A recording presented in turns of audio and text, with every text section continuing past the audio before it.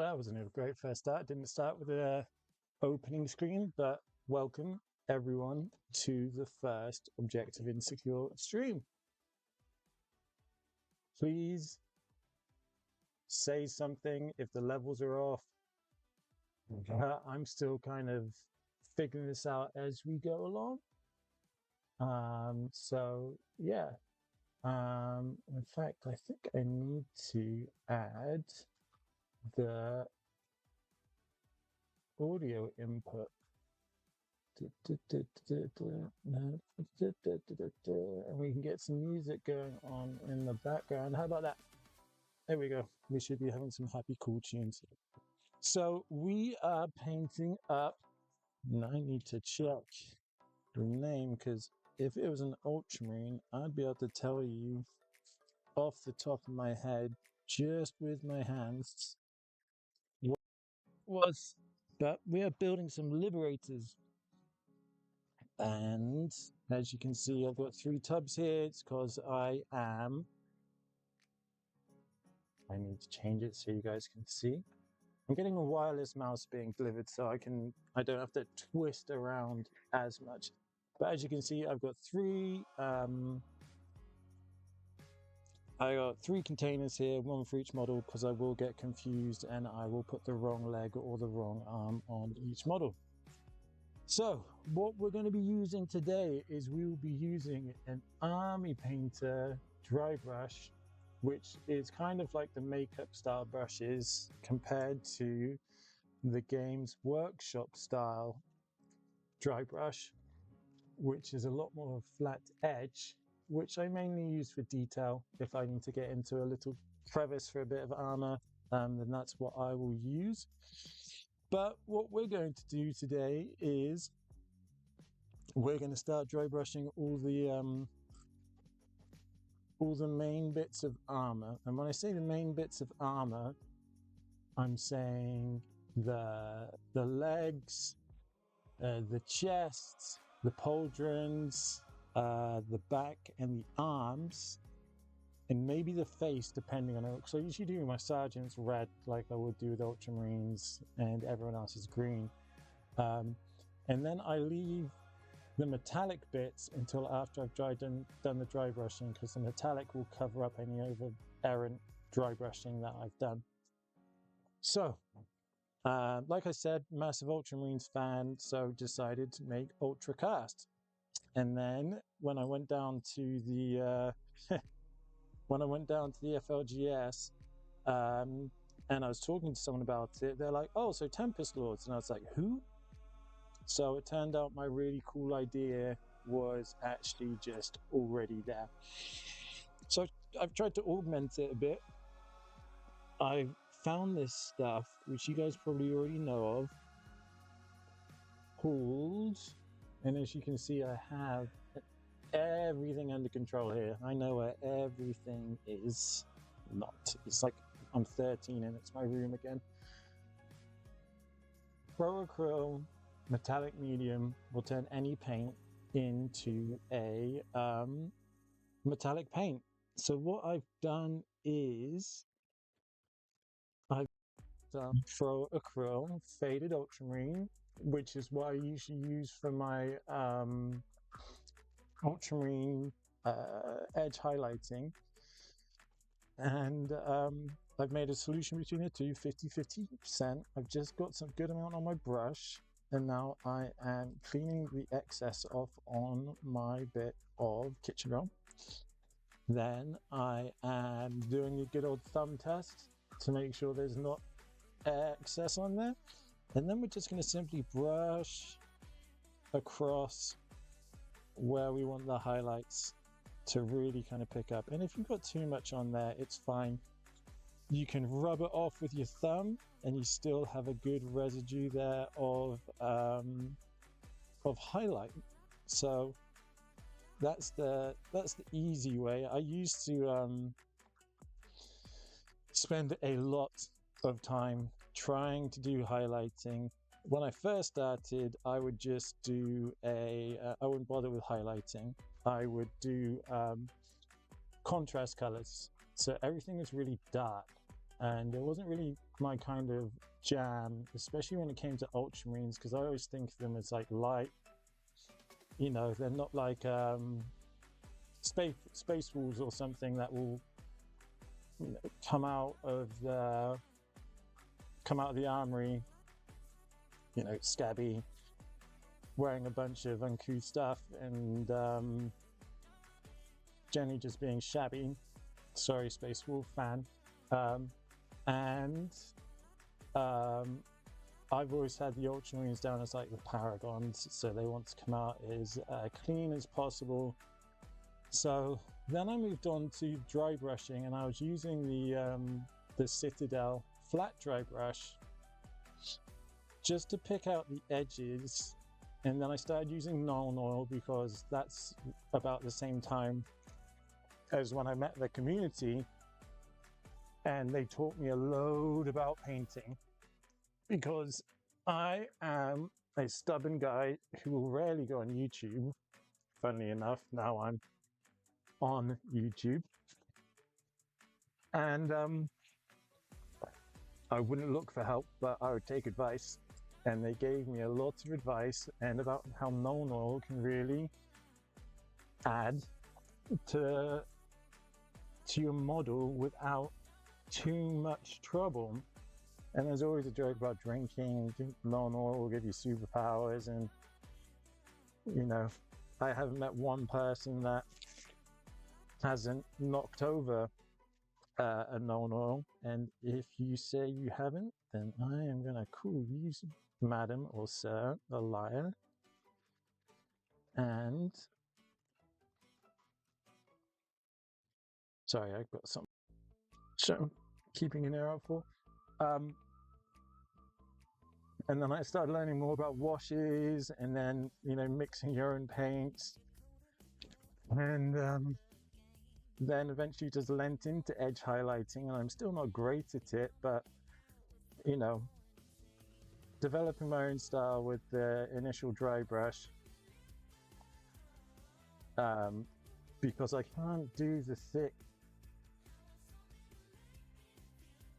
Hang on a second. I got someone at the door that I need to check out. Bear with me 1 second.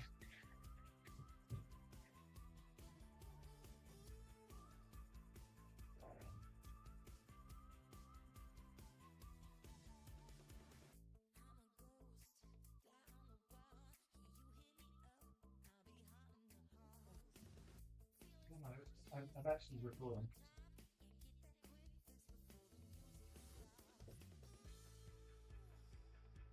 Okay. So it was actually our next door neighbors.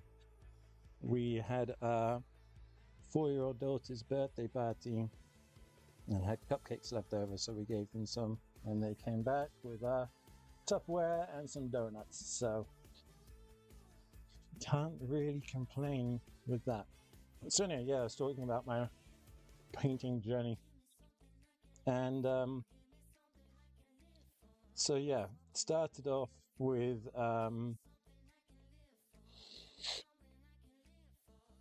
just basic, you know, I was priming Chaos Black and then hand painting on Macragge Blue, and then kind of just leaving it. You know, I might dry brush something over it, but it'd be like lead belcher or something not, you know, appropriate for the color. So, you know, being introduced to color theory, and you know, everyone knows about the color wheel now, and guide you when you choose your colors. You want to have nice contrasting colors. You know, my thoughts are with the mega hammers is to maybe do a molten head, but I need to get my head around how I'm going to do that. I'd probably start off with like a dark. I'd paint the head black first, because it gives you a much more even playing field when it comes to applying washes, etc. And I think I'd start with, you know, maybe Evil Sun's red, layering back to Troll Slayer Orange, just to make it look like it's an actual meteor. I did it with one of my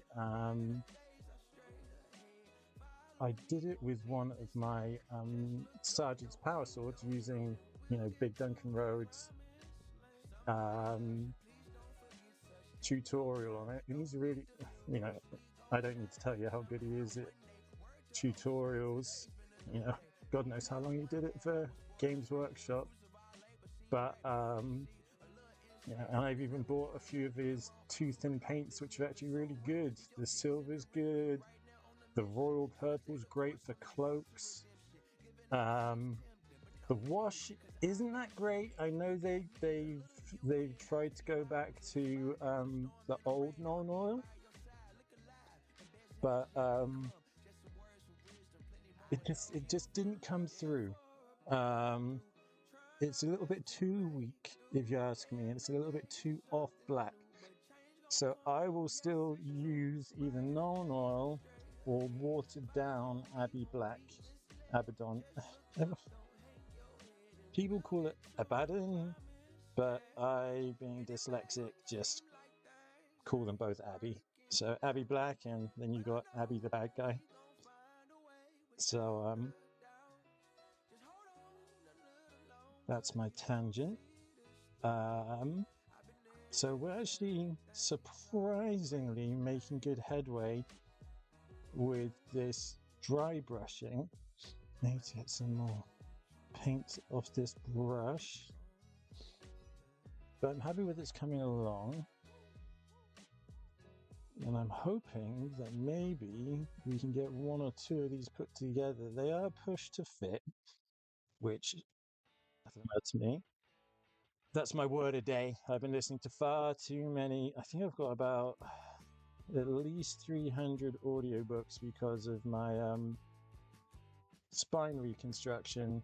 I was in too much pain to watch TV or read or anything really, so I just led in bed listening to audiobooks, and kind of just blitzed my way through them.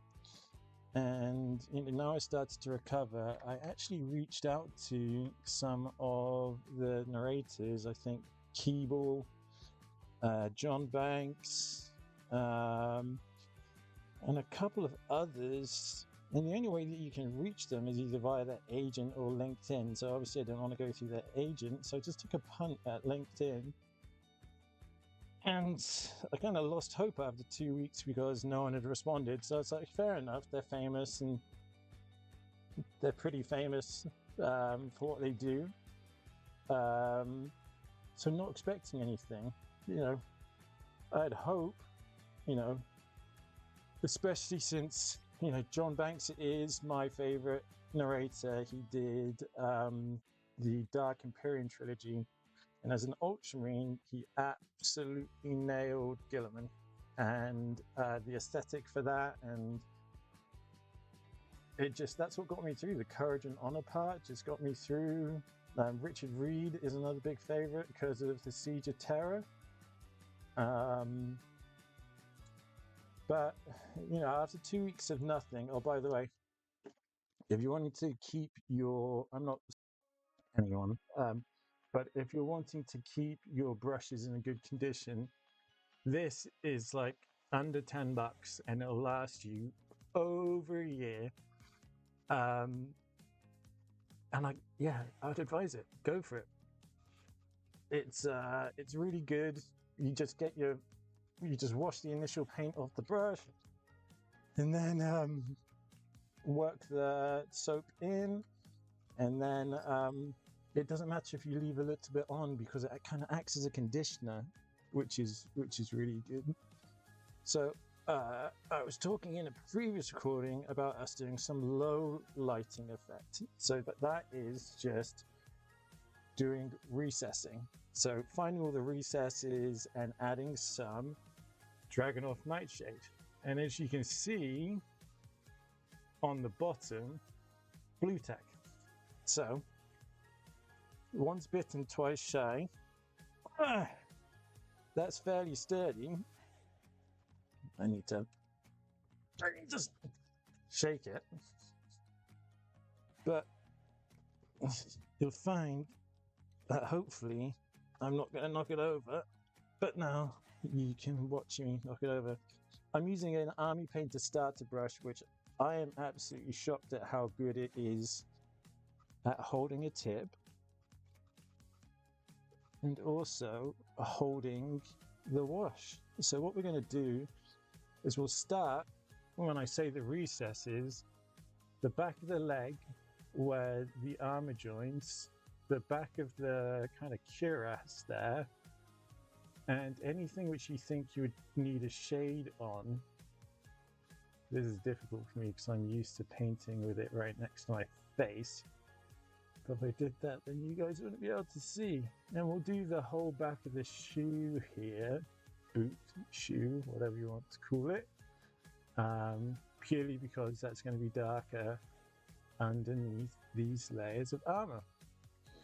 So then we look at these little greavy rivets. That's a technical term, TM. And we simply just hold the brush in place and spin the model to make sure we keep in the correct crevice. If I was a younger man, I'd be laughing at the word crevice, but I'm 39 years old. So we'll do the other leg, the joint between the pieces of armor. What we're going to do, and then we're going to do this underlying bit here of cloth. If I was planning to spend more time on these, I'd go ahead and do these brown. But with,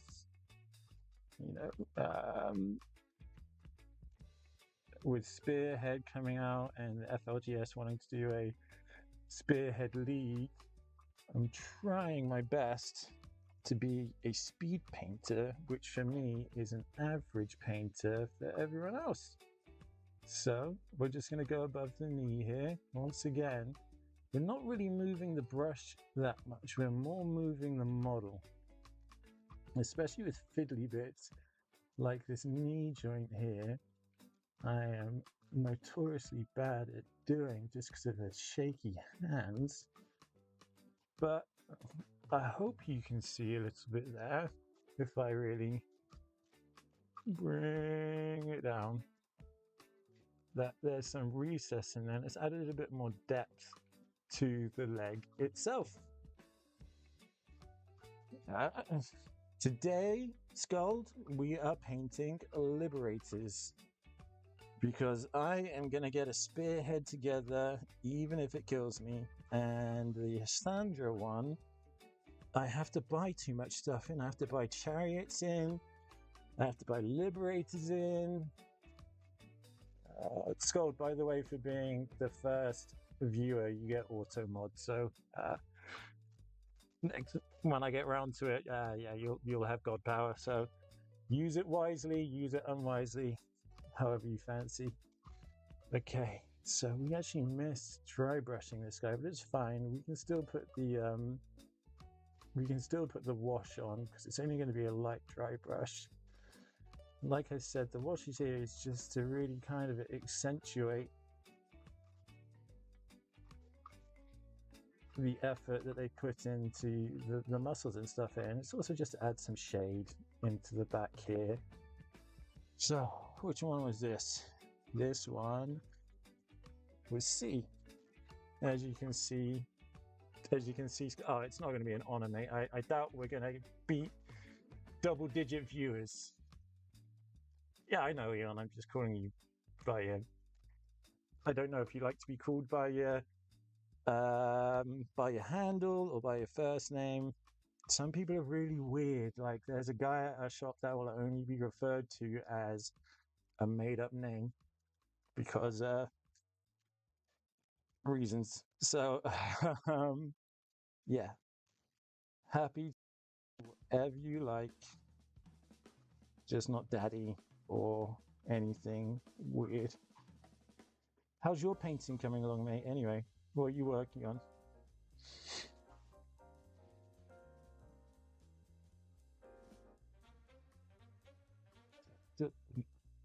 Oh, also, this music is just called Happy Vibes. I'm more of a metal person, but I'm thinking for universal interest, we'll keep it at happy, chilled vibes until we build up an army of hardcore metal fans and we can start playing some screamo and degenerative music, as they like to call it back in my day, which was the 90s. So yeah, times have changed. I don't get kids. It's like that Abe Simpson quip was, I used to be cool and I used to know, get it. Now I'm old and I don't know what it is, and it scares me. So I butchered that quote, but go online and look up Abe Simpson quote on getting old, and that kind of sums up where I am, especially with all these new kids coming into the FLGS. It's amazing to see. I'm putting two each together of flesh eaters. Oh man, you need to send me a picture of that when you can. Flesh eaters look really disgusting, but also super interesting and like a real challenge to paint. The reason why I chose doing Sigmarines is because they are just very similar to my Ultras, and I've managed to just pass over some of the techniques which I've learned, which has made things easier to kind of speed through. But yeah. Are you having a good day in general, mate? You got anything planned with the family, or just chilling? Is today a hobby day? I know us being in relationships and with children, hobby days are a myth, but we can always dream. My wife this weekend is going, and bless her, she hasn't had much time to herself in years due to my medical issues, but she is a big reader, so she'll get through like 150 books a year. That's not including audiobooks. So she's off to San Francisco this weekend with a friend and an aunt to go and have a talk by one of her favorite authors, and I managed to convince her to stay the night there so she can enjoy a nice meal and have a chat with her relatives and friend about the whole experience. And yeah, it's just nice to see her go out and be not be mum and be I won't say a name, but actually I say it on Instagram all the time, just to be Meg, have the opportunity. I mean, taking the family to San Jose to buy my wife a new bag. Nice. Well, you're going to get some husband points. I mean, what model are you looking to get in return for going out and buying your wife a new bag? That's the question. There's always a side gig sometimes with us husbands. It's like, yeah, I've got my in-laws down, so I've got tomorrow free, which means I might actually be able to go and play a game. So, yeah, I mean, it is nice because I feel bad, taking up all the time and it sucks just lying in bed, being told not to do anything when I'm used to, going down the shop at least once a week. And, I used to play semi-pro football, so I used to train just by myself because I retired. Someone brought a gun to the game and I was like, you know what? This isn't my bag anymore. So I just trained by myself. But I really missed that, and I kind of replaced it with Warhammer as like my meditation. But it's nice sometimes just to be able to blow off the steam and attack. I know I sound like a gym bro, but really attack those weights and work out those inner demons. I might actually go to Nagash. Oh man, get the old Nagash model, my friend. That one with the head the size of an objective marker is amazing. Oh man, you had a kidney operation? That sounds ugh. I used to have like chronic kidney infections when I was at university because I just didn't look after myself. And dude, your kidney is linked to a lot of stuff which can mess up your day. Not just diet wise, but activity wise, energy level wise. Yeah, I hope it wasn't too traumatic and he managed to keyhole it, because I couldn't imagine an open kidney operation.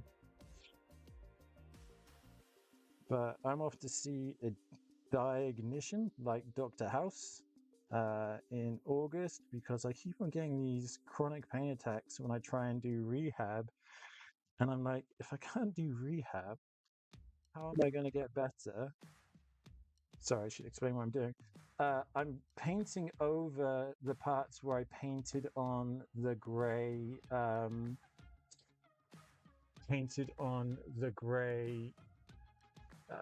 primer. I'm covering it up with the wash so it's not as noticeable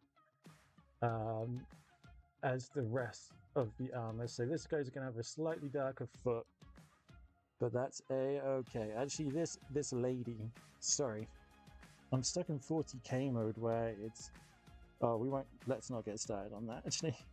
But it's cool seeing some good female characters here being represented, and also just armies being dedicated to them. I mean, you get some pretty nasty armies that include a bunch of female characters or units like demonettes and vampires. What's the tree people called? The Illuminous?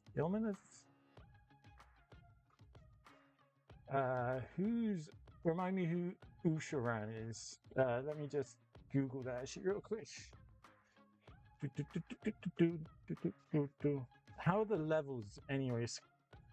Ian, is the mic too loud? Is the music too loud?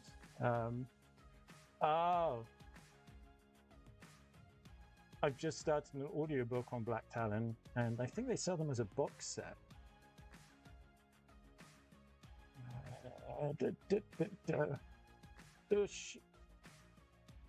Oh, run. Not insurance.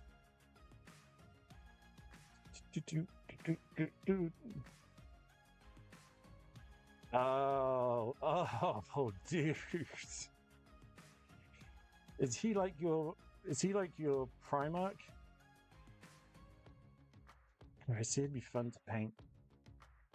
Look at that dude. Pure evil. Mic up, music down. Okay, let's do that. Let's put that mic down. And let's put that lapel mic up. Okay. Cool. I'm still trying to figure out who like the head honcho for Stormcast is, because I thought it was Bastion. Then I'm pretty sure it's a Celestine Prime. Oh. Wow, yeah, he sounds like a scary unit if he's out there just creating ghouls and all that kind of fun stuff. But yeah, super excited about AoS, because I love Warhammer, and I think I've got a game with Chuck tomorrow, which would be great. Because I finally get to meet his wife, which I've been putting off due to hospital visits, sick children, birthday parties, all that kind of stuff.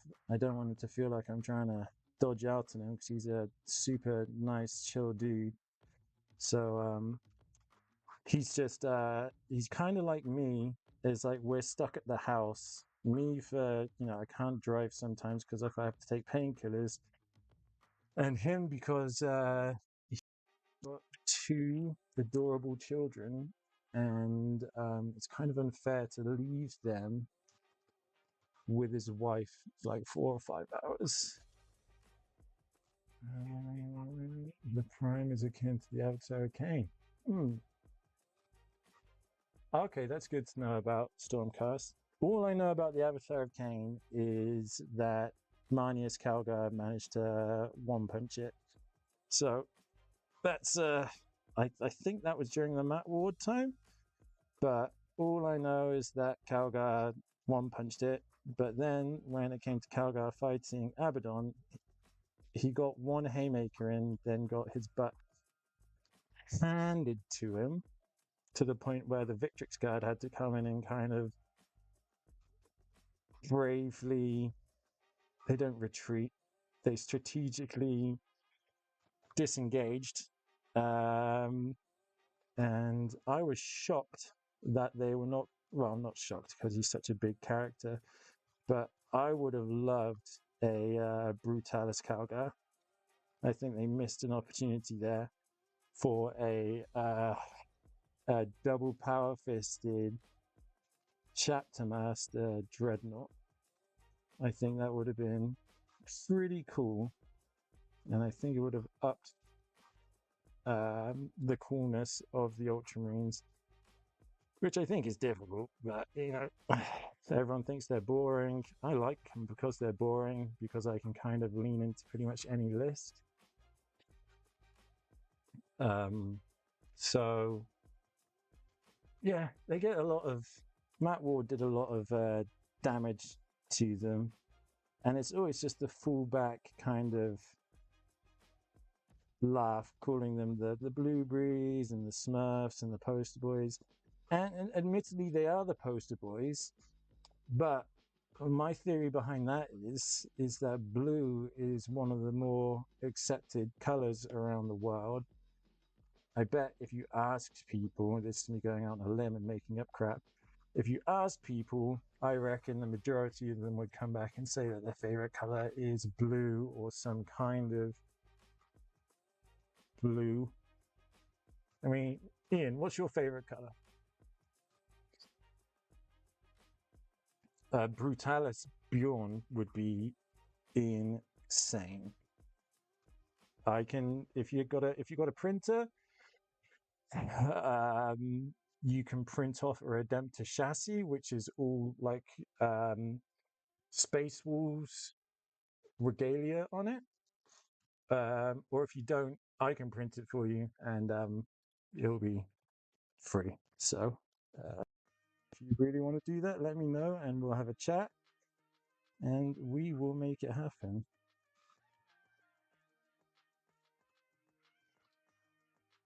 Did I tell you, Ian, about my triple Hammerfall, triple Firestrike build that I am coming up with?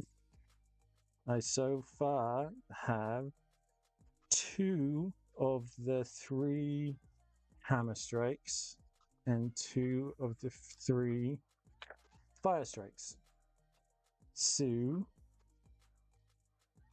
we're 2/3 of the way there. I'm just trying to think about what to run with it. I was thinking 3 ATVs would be a good look. And then just some stuff to hang out by the, maybe really go out there and put units of Desolators just hiding behind the Hammerfalls.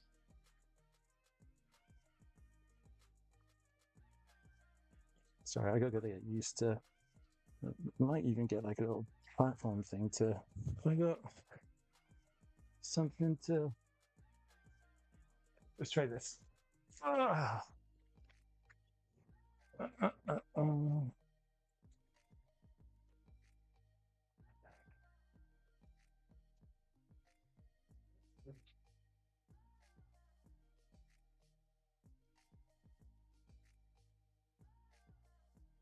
I can print for you until you get a printer, and if you have any printing desires up until then, for community members, I don't charge for time, for sculpting, for slicing. I just charge for the resin, which is like dimes on the pound. So you don't need to worry about that. We can get it working. Well, I'm going to have to cover the whole chest piece here to make it look even, which is okay because I like Drakenor Shade and I think it does a good job of evening out the colors. So let's see how we're doing. We've got one more guy to do. I'm going to do them in batches of 3. Yeah, I need to get that one from the case. It's missing the rocket pod because it was the the Hammerfall bunker itself was just bought for the rocket launcher, so one of the community members could make a whirlwind. So that was a $60 purchase, along with, I don't know how much rhinos are now, like $40, 50. I don't know. I can remember when you could used to buy them in packs of 3 for $30 when I first started. So yeah, the world has changed, and some would say not for the better.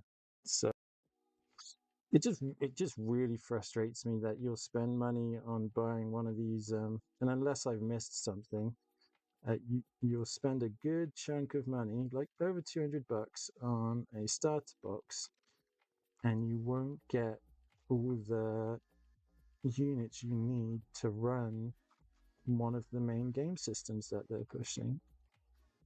So that's disappointing. I understand the business behind it, and I can almost see the business exec in like a pinstripe suit with an oversized cigar and a monocle, just being like, yeah, let's make more money, yeah.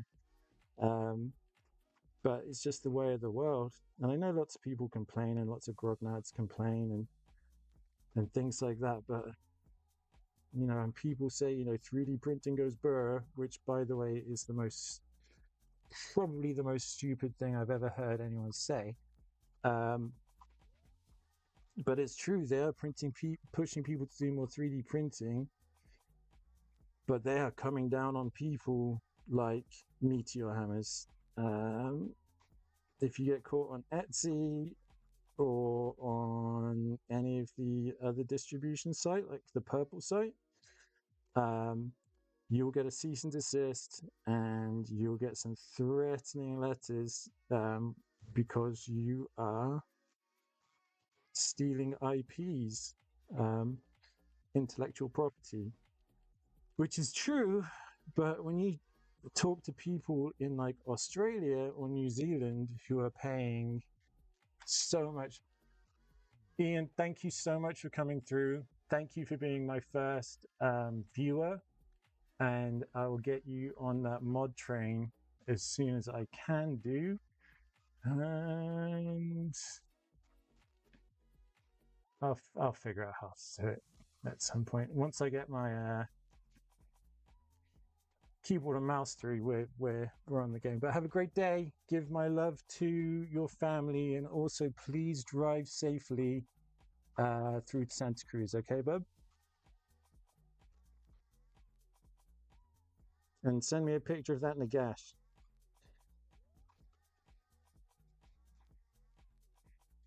So that was Ian /Skald.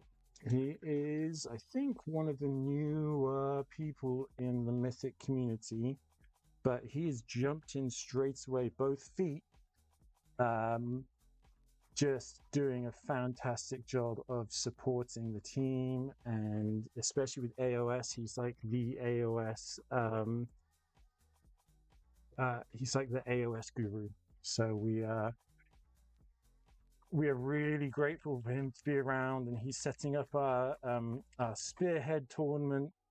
And once I get some more budget in, I'm going to buy a couple more of these cameras because they're really good e-meet cameras that will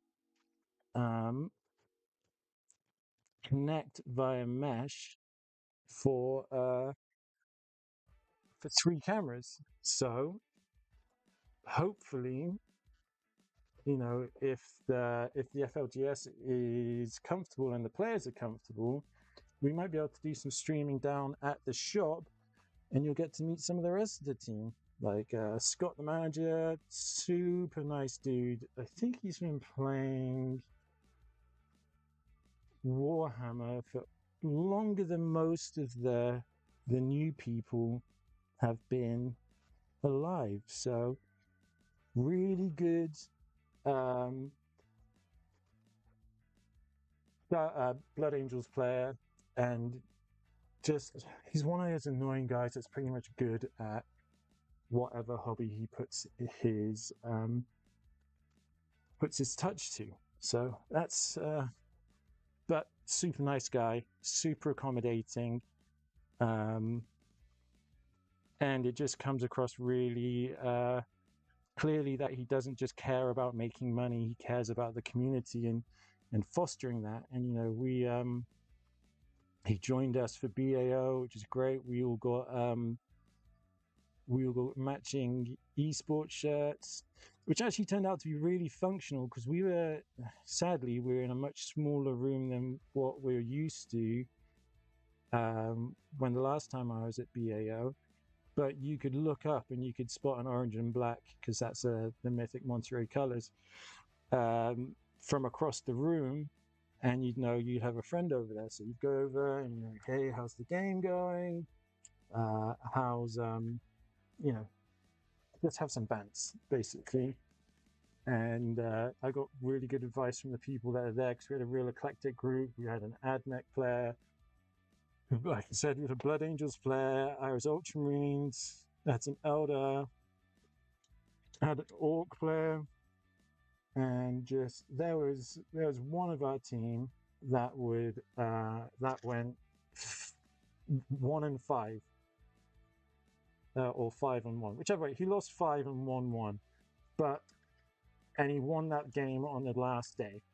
And but his positivity was just through the roof. He was like, "This guy did this to me, and it was so crazy, but I can see why he did it now." And I know it's just that attitude is what you want to see, not miserable people lamenting about how much they've lost their meta army to an Iron Hands army or something like that, someone completely off meta.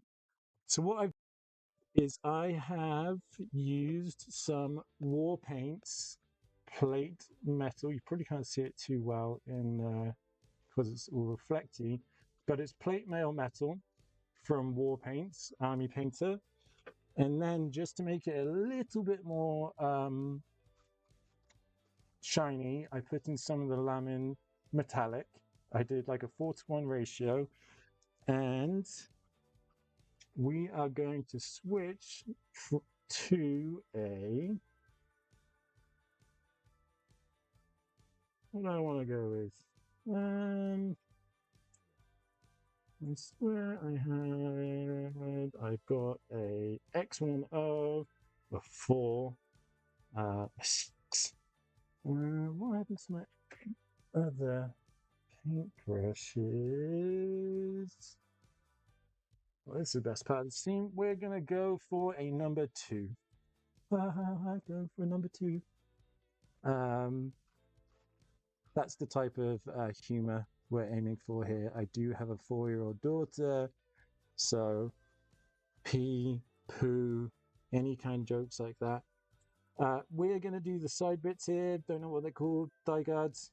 we're going to do them in silver and gold, but I'm going to paint all of it silver. So then when we put the layer of gold over the top of it, we don't have to worry about this blue underneath. That's the only negative thing about basing these bad boys in blue, is that when it comes to metallics, you really need to do like Duncan says, a couple of thin coats on it, because the blue will shine through. Whereas if you based it in chaos black, it complements it. It comes across, and it's a lot easier to paint. So the next best thing we're going to do is we're just going to slather silver on everything. Can you see my head? No, good. You can't see my balding British head. So, and that's what we're going for here. We're going for a faceless streak, because I don't want you distracted by my beauty. I want you to focusing on the painting. Trust me, I am 90% sure the reason why Meg married me is due to my accent. Because for some reason, American girls love English accents. Like, I love American accents. Meg, to me, she doesn't like her voice. She thinks she's got a deep voice, or doesn't like an accent because it's not unique enough. But to me, it's just like, wowzers. You can speak the alphabet to me, and I will be happy. So I'm very lucky that we met each other. Um, I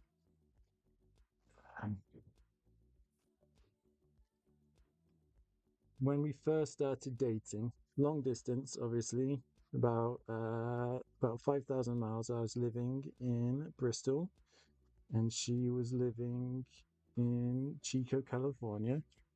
We met through a friend. We started talking on Facebook. Then it was talking on Facebook every day. Then it was, and I'm painting the male here. Sorry, the male the same color as the side bits here. Um, but I'm probably going to attack the male with Nuln Oil and leave the side bits just fresh. And I don't worry about if we make mistakes like this, because we can always just go back over it with Macragge Blue, or with the shade, or anything like that. So we're here with the Bob Ross happy little accident, um, which is also my mum's nickname for me.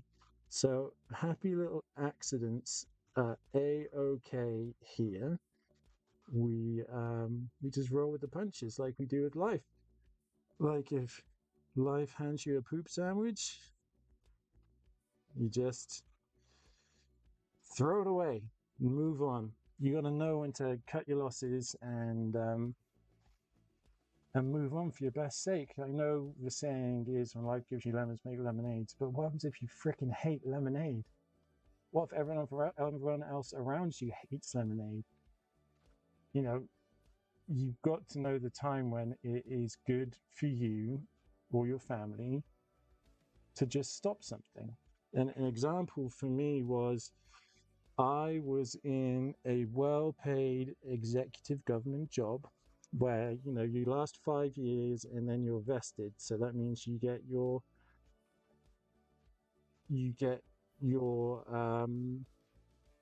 pension all sorted through the county. So when you retire, you still have a county pension.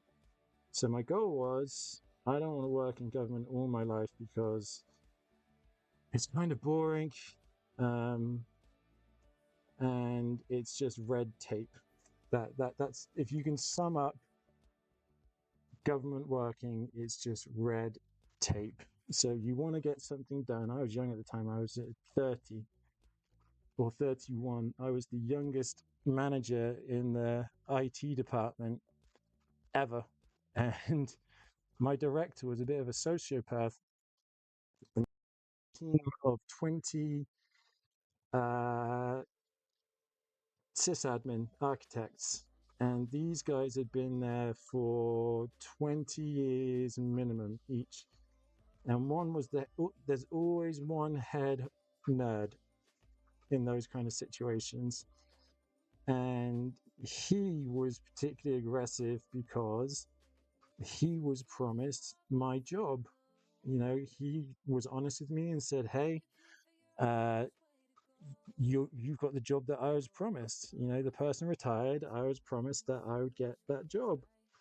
So I had to kind of work through that and placate this guy whilst dealing with all these other difficult people that want to do things certain ways and now want to take advantage because you don't know them, and they'll come across as super nice, but in reality they're snakes and stuff. So after my third year there, my director made it clear that he just did not like me and started making up extra work for me to do.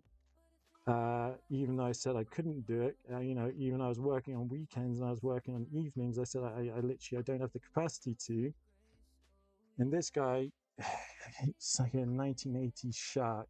He's if you've ever watched that Futurama episode, he's the kind of guy you'd wish to get bonitis. So after those 3 years, he just upped all my responsibilities to the point that he knew that I couldn't recover. And luckily at the time, so let's go back to painting really quickly. I just keep thinning out this this metal because it can dry out if I don't do the wet palette well. And I have still yet to figure out how to do a wet palette well. Any advice, please put it in the chat. Is this audio capture picking up?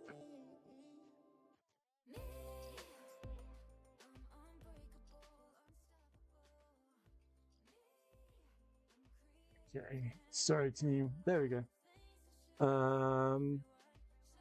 So yeah, I had a chat with my wife. I was on paternity leave because we're lucky enough to have kids. And the good thing through the county is they do give good paternity leave. So I was off for 6 months, and I was just stressed. I was like, babe, I don't think I can go back to work. It's making my life miserable. I can't sleep at night. I'm not happy as I should be right now, being a newborn father. So I really need your advice on this. And she just looked at me, and the first thing she said was, well, quit. And now you've got 6 months to find a job. And I'd had my director at the time was like, you could quit, but you'll never find a job with better insurance and better pay, so you can just kind of suck it up and do it, or your family's just going to suffer. And as soon as he mentioned my family, I was like, I gotta go. This guy is not right in the head. So during that 6 months of paternity leave, after the first couple of weeks of us deciding I'm not going back to that job, I enjoyed 5 months of being with my daughter, getting up at 3:00 a.m. to do the feed, and then her resting in a bassinet whilst I paint. That's when I first started painting, was when my daughter was born, because between the time of 4 and 4 and like 8 or 9, she would just be sleeping. Then my wife would get up and do a shift until like 12. So I had like 8 hours of painting, and I got through, like, in like 4 months, I painted like 2,000 points. Not well, but well enough. And then at 12, I'd take over for the rest of the day. And then Meg could just relax because she'd had a complicated C-section, and I don't think people really take really understand that a C-section is a major operation. They have to go inside, they have to move your organs and muscles to one side, and effectively cut you open and pull out what was this 11-pound monster child. But I managed to cut the umbilical cord, which is surprisingly tough, but still good. And then I got the first cuddles because obviously they had to sew my wife back up and get comfortable. But before I ran off into the feeding and incubator room, I made sure that my wife got to see our daughter and give her a kiss and just feel a bit better about it. Down thing about the whole situation, well, two down things. Daughter was born with really low blood sugar, so they had to prick her feet like every hour, which is really tough to see as a new father, just seeing your daughter being put through pain throughout the first couple of days of her life. And also, I was a zombie. My wife was a zombie, and I was like, I'll go get us a couple of espressos from the cafe. And she was like, that sounds great. I really want that. So I went to the cafe, which is like a 2-minute walk away, and then it took 2 minutes for the espressos, and I come back and Meg is in floods of tears because a nurse came along and took away our baby. And I went kind of ballistic, but when they explained the reasoning behind it, and by the way, you should never get angry at nurses. Nurses are the glue that hold hospitals together, and they are just fantastic people. I've not had a bad experience with a nurse. I've had a bad experience with a doctor who accused me of being a drug addict and shouted me out of an ER, but never had an issue with a nurse. And yeah, the reason the nurse had taken our baby away is because there was no one in the room that could physically help her if something bad had happened. So once again, after the initial shock, I fully understand why she did it. It was just full-on panic. And then the other thing, the whole lead up to the pregnancy, I'm not the most confident driver because I've been crashed into, so they weren't my fault, car accidents. I've been crashed into a couple of times, which destroyed my back, which destroyed my knee. My PCL had to get replaced, and also destroyed my bicep. So my right bicep had to get stapled back into place. But anywho, my wife was making a big deal about the drive home and about how safe we need to be, and how a nurse came out to make sure that she was in the car seat properly, all this kind of stuff. I'm coming out of the hospital, and it's a one-way, and I'm just about to turn that one way, and my wife grabs the wheel and screams, no, it's the other way. And I literally had to pry her hands off before another car came along, and managed to keep my calm even though I was crapping myself. And we just put it down to pregnancy day. So I'm still kind of not sure what to do with these shoulders, pauldrons. I don't know if I want to add flavor to them by just leaving them silver and then giving them a blue wash, or if I want to keep up with the theme of gold, like with my, if you give me 1 second.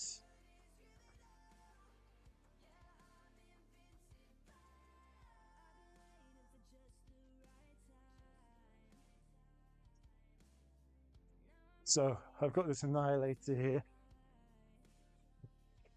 and hopefully, I'm trying to find the best zoom. Hopefully you can see he's got the gold shoulders, but he's also got a blue wash on the silver. on the tip of his hammer, which comes across quite nicely. It's just I don't know. We'll experiment because this guy's got the great axe, great hammer even. We'll give this one a blue wash after we've given it a silver fang dry brush. Actually, we'll do the wash first, then the dry brush. But this guy with the lion head is definitely going to be gold because the detail in there lends really well to Brighton flesh. So what I do is I'm going to paint it silver now so the gold can go on nicely. And then I will do either 1 or 2 layers of Reichland, depending on how worn I want it to look.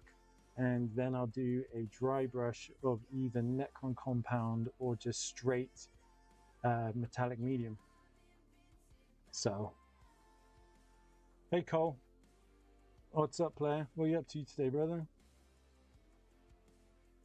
You are number 2 of the team who've come to visit. I really appreciate your time. Yeah, so what you got going on, brother? I am just painting some liberators, and we are trying to batch paint here, 3 at a time. So right now we're just starting the metallics, well, the base of the metallics. So I will do this like I just previously explained. I'll do the silver so the gold will come through a lot brighter than it does with blue. It's an extra step, but it stops me from spraying the whole thing black and then having to paint on the Macragge blue or dry brush it on. So yeah, we're going to give it a try and see how it looks compared to our other guys who we did in black and then dry brush blue, all that kind of fun stuff. With AoS, even though they've got a lot more detail, the way that the velocity of the shop and some of those painters are getting through their stuff, I feel compelled to try and up my game when it comes to speed, which for me is difficult because with a little bit of OCD and ADD, I get fixated on some of these details. So I have to learn to kind of breathe through that and just accept that there's going to be, I'm not painting to a parade ground level. I'm painting to a nice nice tabletop view. What would they call it? They call it a Monet. So from far away it looks great, and then up close maybe not so. So yeah, that's what we're thinking at the moment.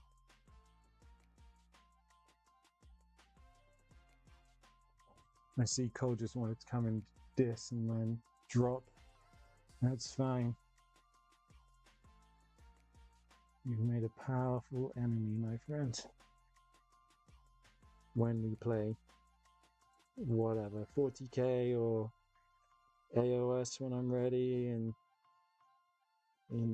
then there's always something next. The next thing for me, it was going to be Kill Team, but after listening to some of the Necromunda books, I am sold on buying a Goliath warband, especially just because of those bikes. Those bikes are so metal. They're like completely opposite anything I've painted for Stormcast or for Ultras. So it'd be super fun just to get my Chaos on and paint some disgustingly awesome bikes.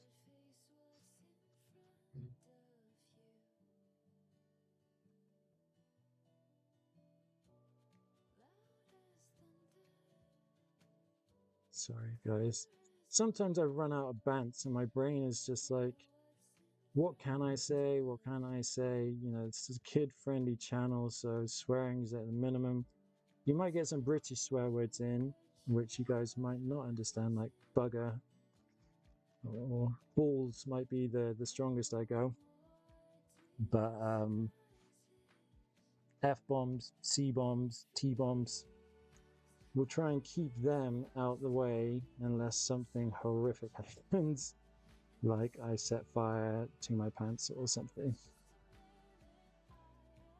And just be aware that I am streaming in a garage with a family out just outside another door, so if the temperature goes DEFCON 4, you might hear me hobble dash out of here to try and placate a 4-year-old child, which is surprisingly difficult, even though I've got experiences, humble brag, experiences of negotiating, 7-figure contracts and stuff. When it comes to negotiating your daughter to have 5 more bites of chicken before she has dessert is definitely a lot more trying.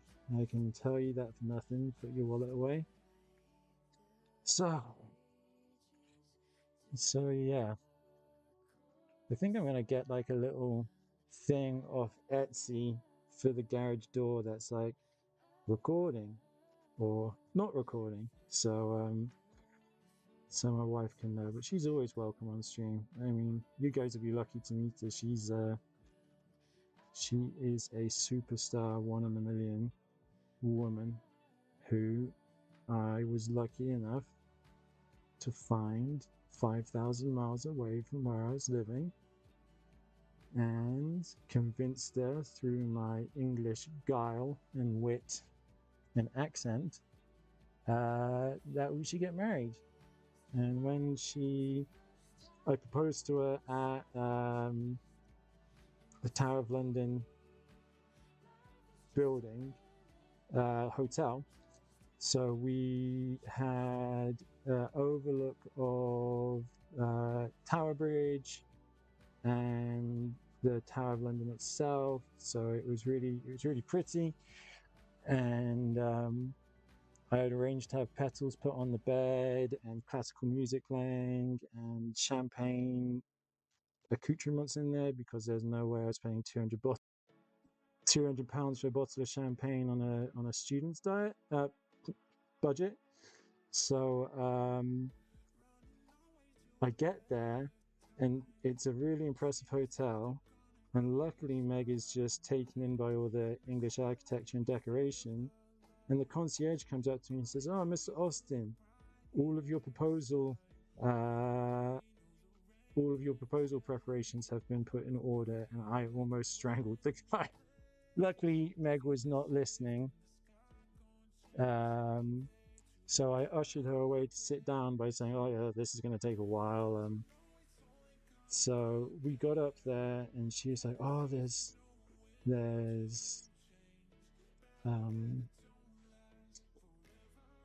rose petals on the bed and it's playing this classical music, and why is this champagne stuff here?"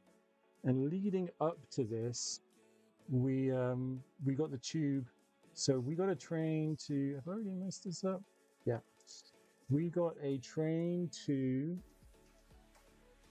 London, and from there, how did I mess this up when I had a system?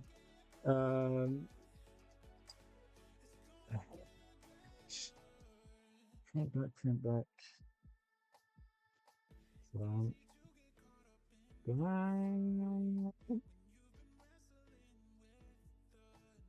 is this going? I don't think so. No. Oh my gosh. So anyway, we're on our way there, and we are at the tube station, and I'm nervous as heck because I've got I'm going to be proposing to the love of my life. It's going to have another leg. That's 2 fronts. It's 2 backs. We're going to go with not this one. Can't go with this one because it's a front.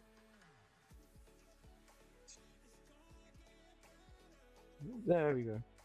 Okay, crisis averted. So anyway, we're in the tube, and I'm just abnormally quiet. And Meg picks up on it because she's sharp as a tack, and she's like, "What's up?" And I just like had to think on my feet. I'm like, "Oh, I'm just really scared of. I'm really scared of the tube." And she's like, "What are you scared of?" And I'm like, it could collapse." Well, so I just had to make up something and then kind of jog it off. So we get to the room and everything's prepped. And Meg just wants to check out the bathroom, check out the minibar, check out everything, not giving me an opportunity to dig into my bag. So eventually I'm just like, "Hey, babe, look at this view. And, look at what's out there and what's over here." And while she's doing that, I'm rummaging through my bag and pulling out the champagne and pulling out the... she turned around and saw me on one knee and, gasped and didn't know what was happening. And I eventually literally verbal diarrheaed. If you ask me to this day what I said, the one thing I can remember prominently saying is like, "This isn't for a visa, this is because I love you," because her student visa had run out at that point and she was leaving in like a week. And she was worried that I was going to propose to her just for convenience sake, so I had to allay the fear for her. And then I surprised her by taking her down, I think it's Oxford Street where all the jewelers are. And if you're ever in London and you want a free treat, go down Oxford Street with your partner, girlfriend or boyfriend, and go into all the expensive jewelers and say that you are shopping for an engagement ring and a wedding ring. And they will take you into a private room, well, they did with us, and take your kidneys. No, I'm joking. They bought out all of the rings that we couldn't afford, but we were still looking at. And then they bought out goodie bags that had like bottles of champagne in them, little trinkets and stuff. So if you want a cheap, fun time that might be against your morals, go ahead and go do that. And when you get to the restaurant, tell them the exact same thing, and all the stops get pulled out, baby. So we've dry brushed everything. We've edged, highlighted a chunk of things, but not everything. So we're going to go back onto the edge highlighting tray. We're going to wash off the excess paint on here, and we're going to use our trusty brush. Paint, you're over here, you're not near where I am. And yeah. So anyway, that's how we got engaged.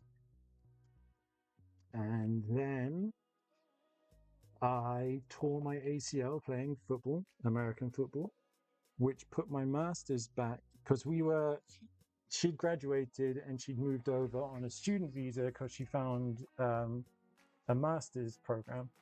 I got into a car accident which had a nice payout, which I was like, "Oh, I'm going to buy a new car, might as well." And then my mum just sat me down and gave me a tough love of just like, "What is your current job?" And I'm like, "Customer service." And she's like, "Are you wanting to support a family moving forward?" And I was like, "Well, yeah, of course."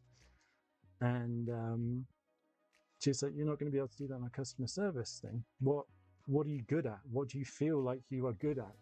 And I was like, well, I'm pretty organized at work. And I've always enjoyed technical stuff. I've always been a computer person. I've always set up, networks at home and troubleshoot computers, built computers and things like that. And she's like, well, you live in a city that has 2 universities. One's a classic university, which my wife went to, which is one of the best universities in the country, and one of them's a technical university, which isn't as highly regarded because it doesn't do the classics, but it excels in modern things like engineering and IT and project management and stuff like that. So I managed to find I'm just going to try the Drakenov blue over the silver here to see if we like the effect. So I got into that school, UWE, the University of the West of England, as you can tell already by its name. Not great, but it excels at technical stuff. So due to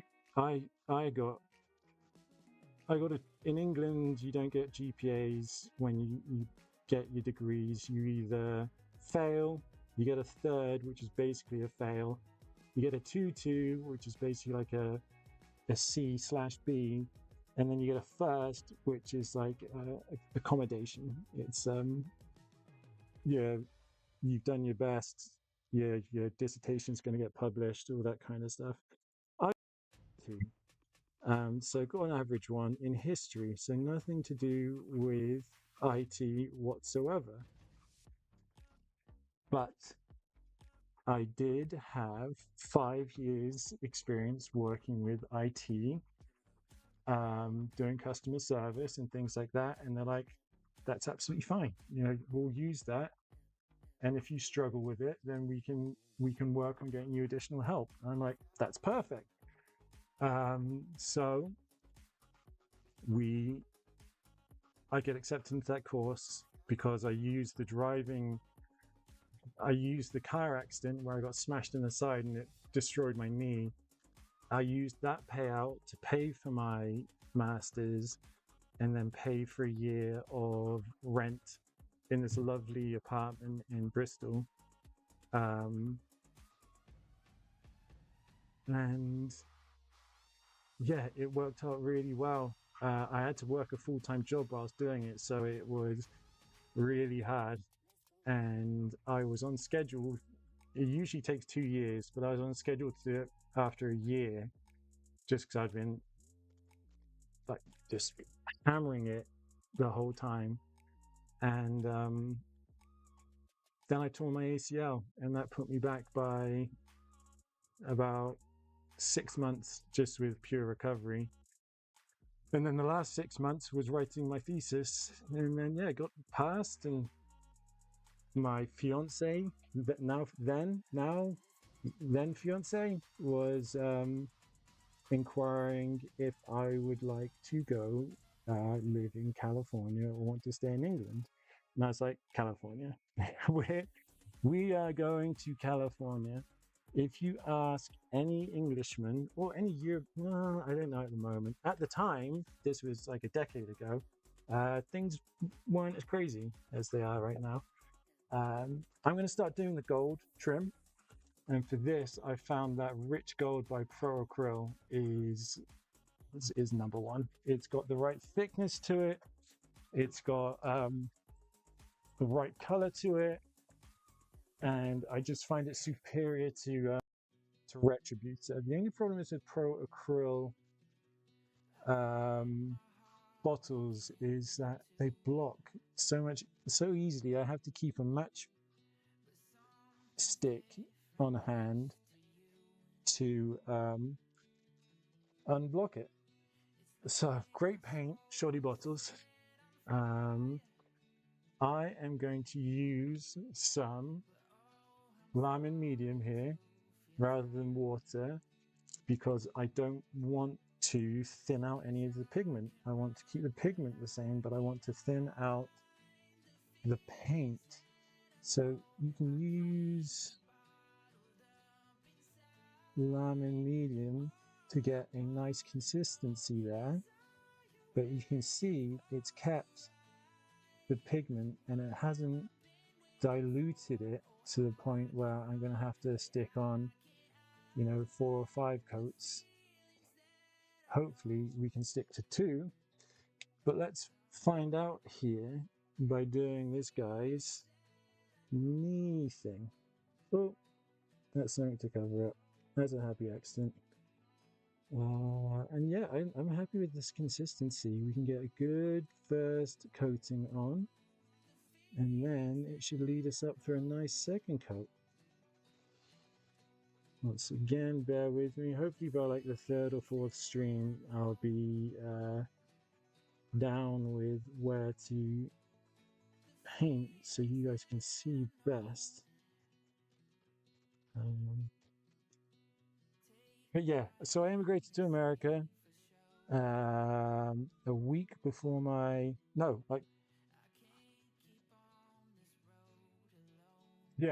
a day before my 30th birthday. I landed in Vegas and met my friends. I was very lucky that some of my friends from England came to join, and one of my brothers did.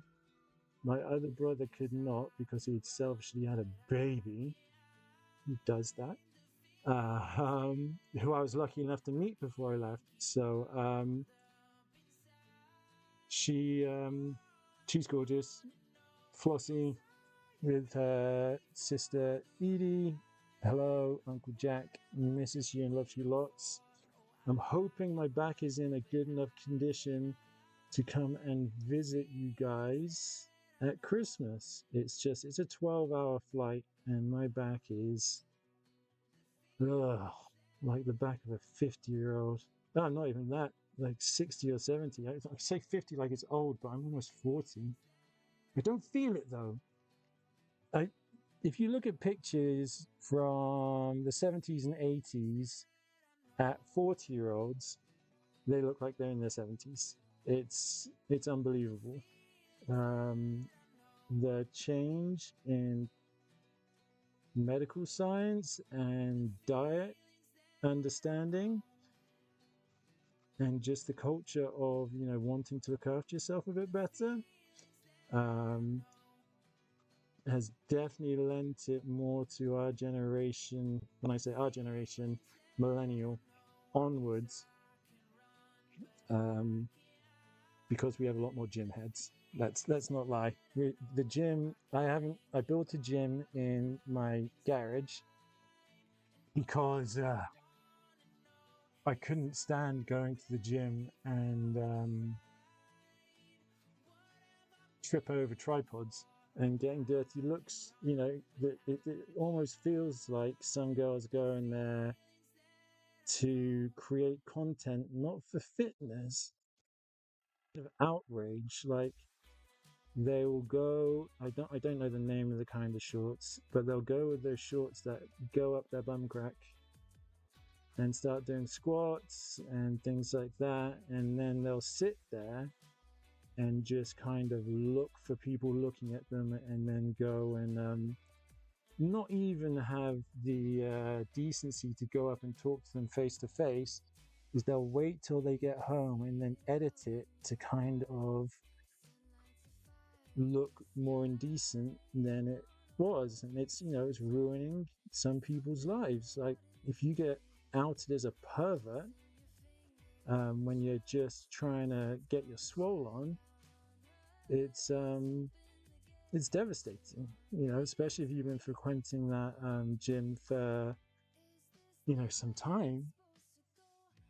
I'm a big fan of banning tripods and banning, I've got a circular light here, but banning them from gyms, or have specific gyms where it's allowed and others where it's not. Because when I was 22, 23, I was 6'4", still am 6'4", and I weighed 110 pounds, and I looked sick. I'll post an Instagram post at some point showing just how sick I looked, and it took a really nasty breakup where you're in your early 20s, you've been with someone for 3 years, and you're like, this is the one, we're going to move in together. It's going to be like how my mum and dad were. They were married by the time they were 23, and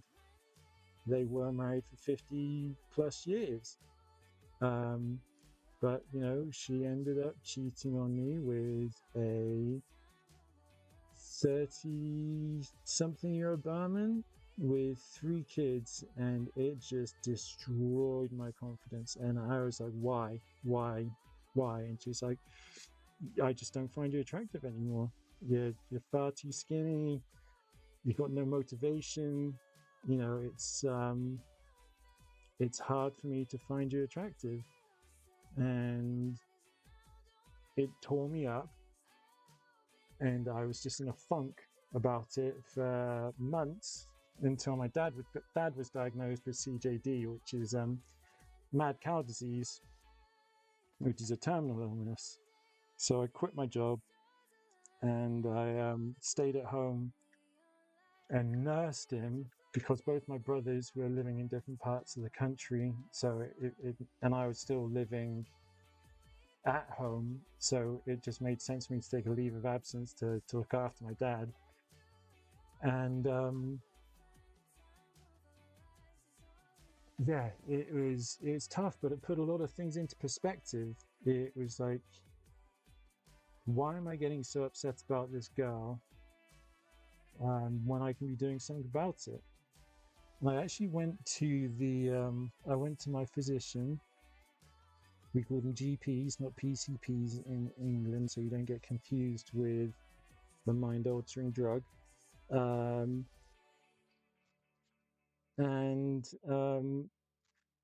He gave me a question. He went through a questionnaire with me, which was a depression questionnaire. You go through and answer a bunch of questions, and then they'll give you the level of depression you're at. And you need to be honest, even if it's embarrassing, about how often do you get out of bed. And I'd be like, only when I need to use the restroom. And like, how much do you sleep? And I'm like, I'm sleeping over 12 hours a night. And he's like, what's the last thing that brought you joy? And I broke down in tears. I said, I can't remember. And he's like, well, Jack, you're depressed. We're going to give you some medication. It's not going to turn you into a zombie, but you need to be aware it's not going to help you straight away. It's going to take a couple of weeks to get into your system and start slowly making you a bit stronger. Not, like it wasn't steroids. It wasn't going to get me like physically stronger, but just mentally stronger. And after those 2 weeks and the medication kicked in, sorry, I'm still just doing the gold trim here, guys. I'm just blabbering whilst I'm going around. So he, after the 2 weeks, we had a scheduled appointment to go back, and I said, I'm starting to feel better, but I've got nowhere to focus my energy or anything. And he's like, well, luckily the NHS will prescribe you a gym membership. So here's a 6-month gym membership. When you feel like you've got the strength to do it, go ahead and hit the gym and just work out your anxieties. He said, use it as a meditation. Go in there with your headphones and don't focus on your problems. Focus on the work you've got at hand. So focus on your lifts, focus on how you're going to get the perfect form on it. Take a notepad and record your progression, all this kind of distracting stuff. And it worked too well. I became an absolute gym addict. You know, I was still at home looking after my dad, and when I put him down for his afternoon nap, I'd then go and bust out 2 hours at the gym, 6 days a week, and that was it. That was me just sold. I was eating like 5 to 6 meals a day, just trying to put on bulk so I could feel better about myself. So I could be like, okay, if I bumped into my ex, you know, one of the Kardashians did a show, and I hate referring to the Kardashians. They did a show called Revenge Body, where someone breaks up with someone because they don't find them physically attractive anymore, and one of the Kardashians trains them. They don't pay a professional to train them, then take the credit or anything. That doesn't sound like the Kardashians. Watch me get loads of Kardashian hate now. So it was kind of like in that kind of vein. It's like revenge. I want to be in such good shape that she double takes, and you know, after a year and me putting on maybe 50 pounds, that scenario happened, and you know what? It meant nothing. I'd gone past it. It wasn't what I expected. It wasn't what I needed. I didn't need reassurance from someone that had broken me down to the point where I was at my lowest, and I was a recluse because I lived in a small town. So if I went out on the weekend, there was a large chance of me bumping into her. So I just stayed in my house, in my room. Luckily, I have a really good friend called Alex Baxter, who was just there for me the whole time. He would come round, we'd play on the Xbox, no pressure needed to go out into town.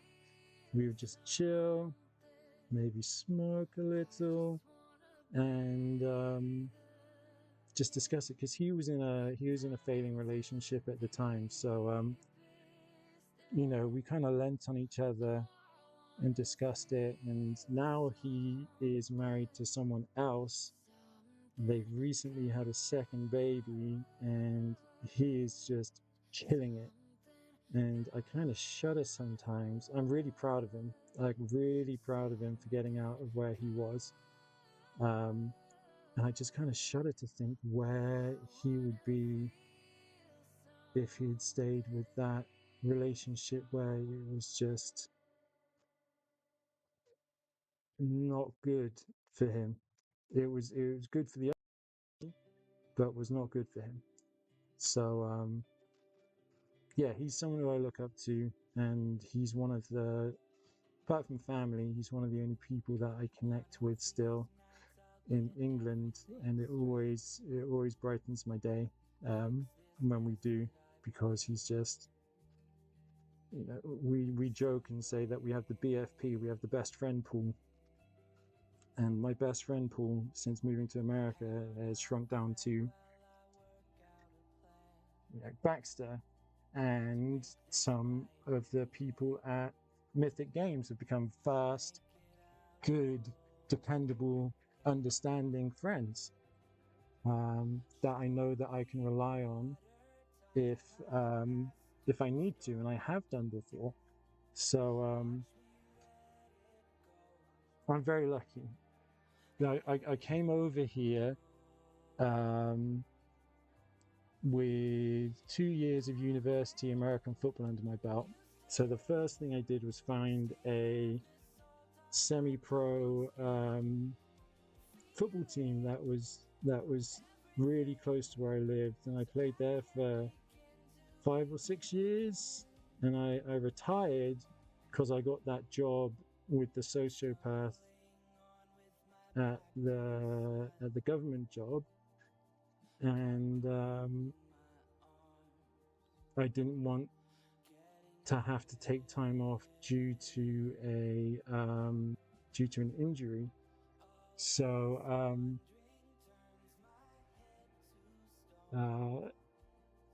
so I was playing my final game, and some dude did not like how things were going, and at the end of the game he decided to pull out a Glock. So that kind of sealed the deal for me as yeah, that was my last game. Also, during that season, one of my good friends, Daniel, got drunk at a bar. He was an ex-ganger, but he got out of it. He was in school. He was looking to open a business. His life was on track, and he went to a freaking Buffalo Wild Wings, and someone from an old rival gang started making signs at him, and he was drunk, so he made some signs back, and evidently the gang that he had insulted had been waiting in ambush for him to come out, and ran him over and shot him in the head. And I was like, man, this place is different to England. I mean, what hand signs? It's just a completely different world to me, and it's daunting. It's intimidating. But the one thing which I learned from playing semi-pro here, you know, so we got 48 people on the team. 5 of us were Caucasian, the rest were Latino, and the others were African American. And I went into the locker room and it kind of went quiet. And then it was just jokes about me being English, jokes about me being white, but just like friendly, just like, you're one of us now. And it really challenged my perspective on big,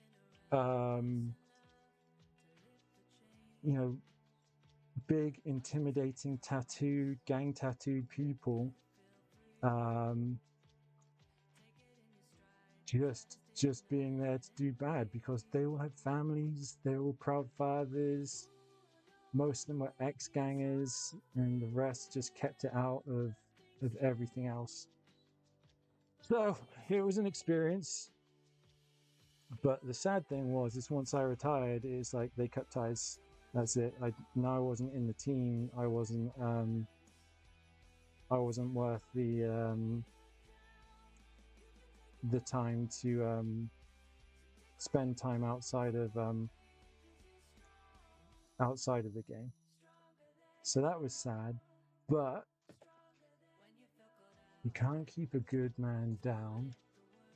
The second thing I did was I always like being part of the community. I feel like I kind of need that in my life to have a good circle of friends, especially since I'm taking out of my natural home environment of England. So my next thing,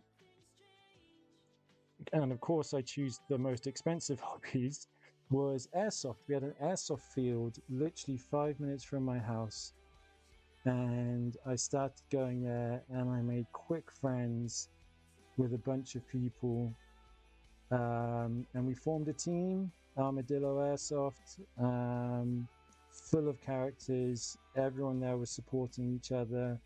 We had Facebook chats, we had Discord chats, we still do, and we're still friends to this day, even though I've had to take a 2-year break due to my back and various other operations. We still talk. They're still good friends. They still invite me to socials. So, that's kind of like and they check in with me, as soon as they hear about me being in hospital for my spine or for my gallbladder, I'm inundated with messages from them, which is just super nice. And, to kind of fill the gap between Airsoft and doing nothing, I picked up Warhammer. And my initial plan was just, all right, I am just going to paint these whilst the baby's growing, and I'm just going to have a nice collection that I'm going to look at. That was it. And then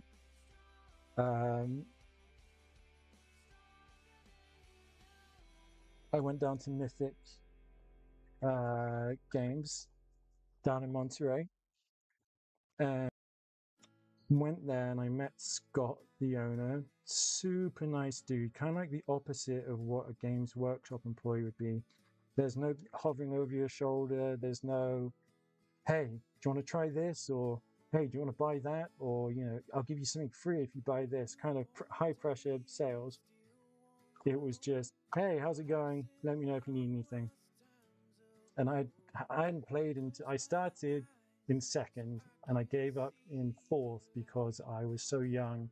I didn't have any disposable income, and I didn't really have anyone to play with. So I just gave up for 24 years and came back, and ninth had just came out, which meant Primaris Marines.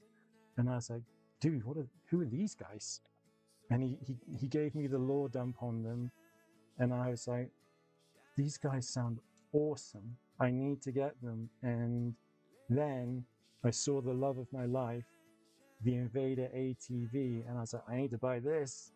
So I bought that, and he was like, why don't you go check around the back? The guys are playing a game. So I'm going to reach this Lama medium again and just thin down the silver a little bit because we're going to do a second coat. Just a dab in the middle here, and we spread it from the center out. And then we do the twist to get the excess of, it's actually a little bit too watery. So we get the excess of, and we bring it to a point like that. You probably didn't see that. So what I do is I load up my brush, and then what I'll do to make sure I get the excess off and get a tip is just do a drag and twist.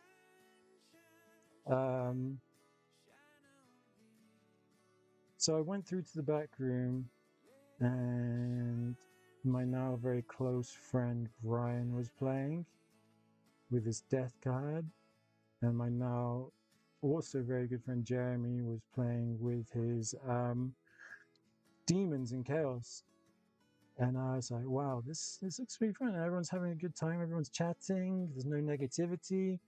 And I was like, well, I've got about, they're like, so how long have you been painting for? And I was like, 3 months. And they're like, oh, cool. How many points you got? And I'm like, about 3,000.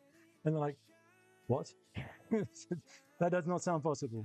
But when I explained I'm a new father and I just had lots of time and I just started my ADD medication. So I was, I'd take my Adderall at 4 o'clock in the morning, and because it was so fresh to me, I was just buzzing until my wife came and took over.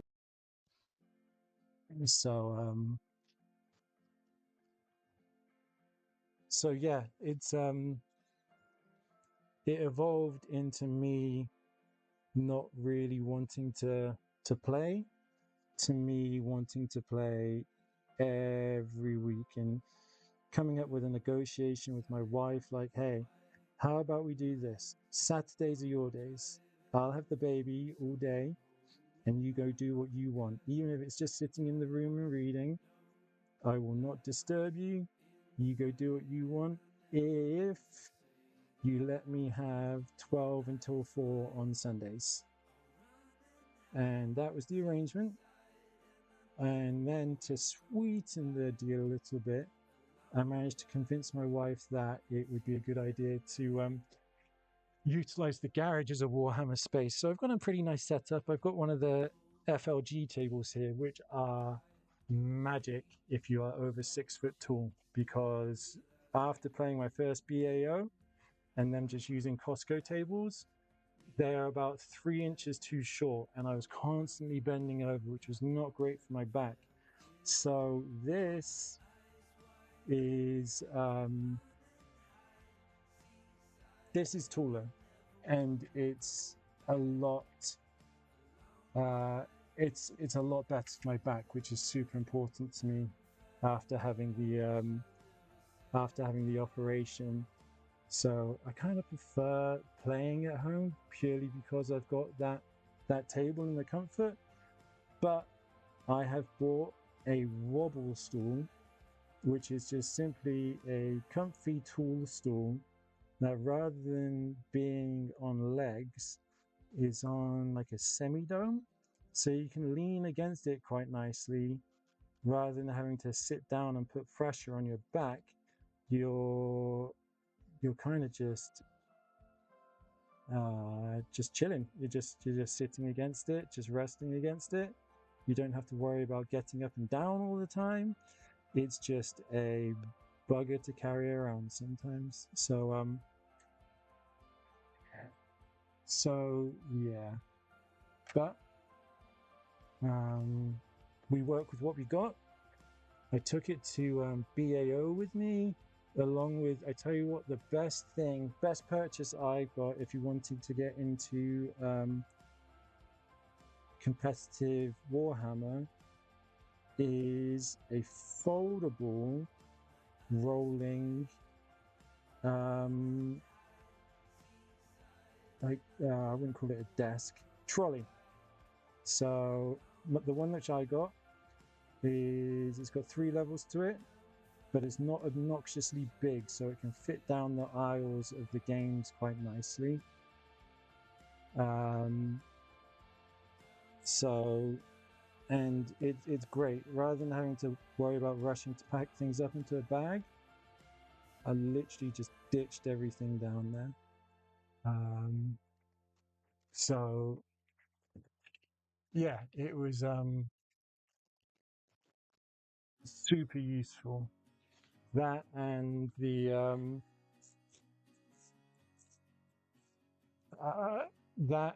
stool, and just generally taking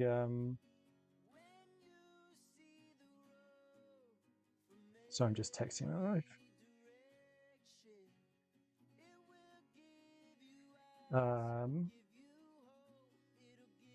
I completely forgot what I was going to look up. That's a brain fart for you right there. I'll watch back this stream and I'll be like, you idiot, you knew what you were looking at. Oh, I know I was going to look up. So, through Etsy, I met the coolest people called Chris and Aladi. Sorry if I ruined your name, mate. They're called a Tree of Tales, and the awesome thing about them is that they make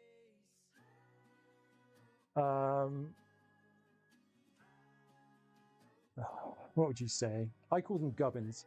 They make 40k gubbins, which makes life a lot easier when playing a game, especially if you've been out of the game for so long, like I have.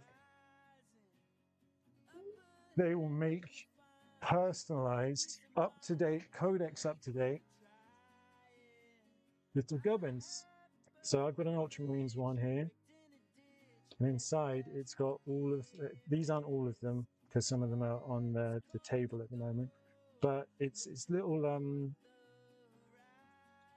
little tabs that you stick next to your units if you're a bit rusty and you forget, like reroll advance, reroll charge, 5 up feel no pain, -1 to be hit. So that's super helpful. So Tale of Trees on Etsy, and they also do cool deployment zone markers, which is so much better than dice, especially with the new tournament pack. So my advice, check them out, tell them that Jack sent you, and yeah, like I said, I'm not sponsored by them. Sometimes I'll get an extra item from them to say thank you, but apart from that, it's just I just talk to Chris a lot and throw around some ideas about what I see could be useful. Even though my opinion is not amazing, but it's just quality of life things. Like almost like back in the day, whilst I was doing my masters and working full time, I was a QA tester, so I have an idea of you know, how to test things. I was mainly into software, but you can transfer over to physical things. You know, all you need to do is think of stories. You know, how would I use this? Okay, let's try out using it like that. Okay, it worked, or okay, it worked, but this was an issue, or I just see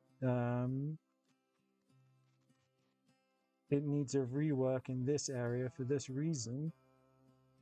And I'm happy doing it for those guys for free because it takes so little time. It feels nice to be helpful. And they're just super nice Swedes. I don't think you can find nicer people than the Swedes. So yeah, that's a plug. I've already been plugging Mythic in Monterey. If you are anywhere near us, you're more than welcome to come join us. Or if you're unsure, pop me a message and I'll send you details about the Discord. You can come in, ask some questions, and then if you want, you can leave. Or if you like what you see, arrange a game, come through. We have a group of people who we use for newbie games, like Brian, like I was saying, he's great. Ian, I keep on messing up his name. Ion is fantastic and very knowledgeable, and you can play against me as well. If it's Warhammer 40k, I can help you. Age of Sigma, I have not played yet, and things like Battle Tech and stuff don't even register on my in my mind at the moment. Okay, so we've made a decision. The right pauldron on each of these dudes is going to have a Dragonov blue. A Dragonov blue over it. Just to make things different. The left arm will be gold as per usual. But variety is the spice of life. I'm going to use this new 2 filbert. I'll show you the nib of it soon, but we'll see how it looks like it should perform. Oh yeah. It gets a lot on the brush and it distributes it really nicely. I haven't decided if I want to do a light silver dry brush on there yet, but it will probably get another coat of wash. That is the nib there, nice and flat. You get a nice distribution. That's not the right one. Here we go, left and left.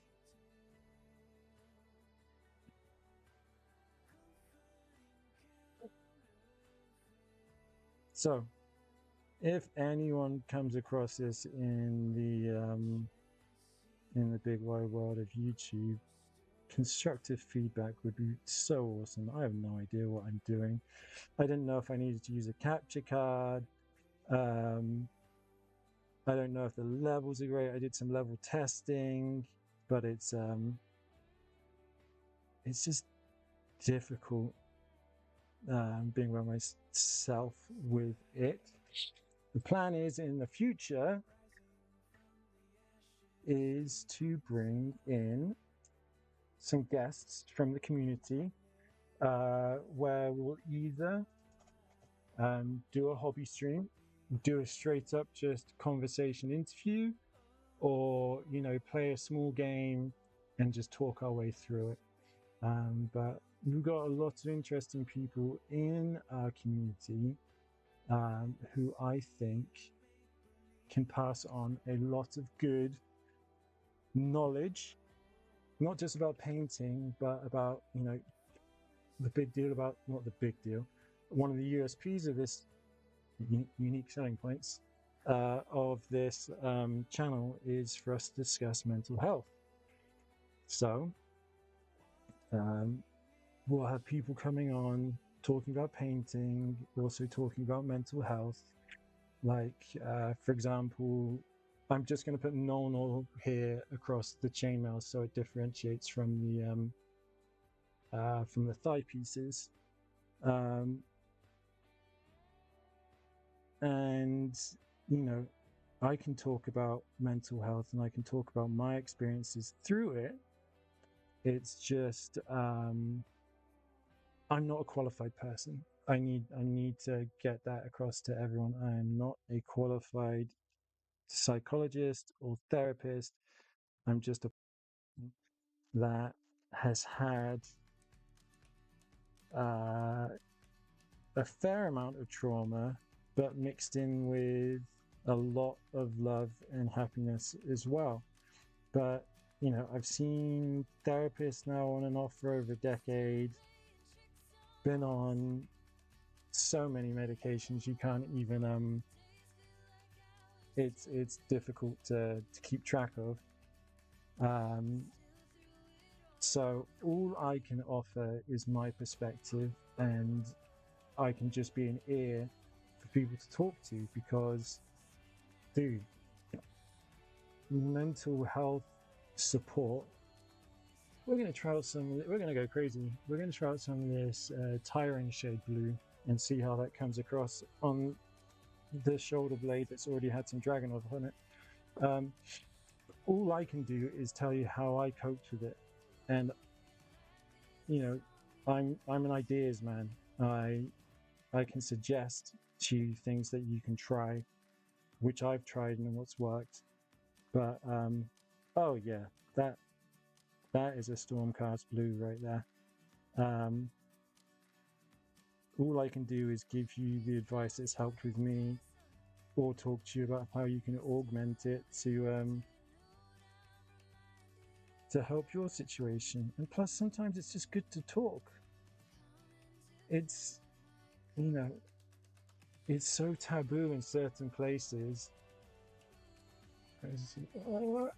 There you go, that kind of blue. In certain cultures, coming from England, when I was living there a decade ago, if I told someone that I was in therapy, I would get side glances, or I'd get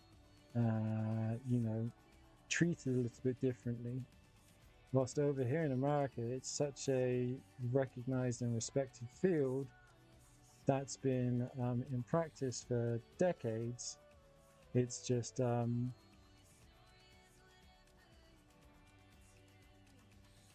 it's nice not to feel like the sword of Damocles going over the top of you because you've chosen to seek help. It's always man up, stiff upper chin. But you can't do it. You can't be expected to do it. If you do that, you're going to end up having a stroke, or you're going to end up lashing out, hurting someone, and not being able to take it back.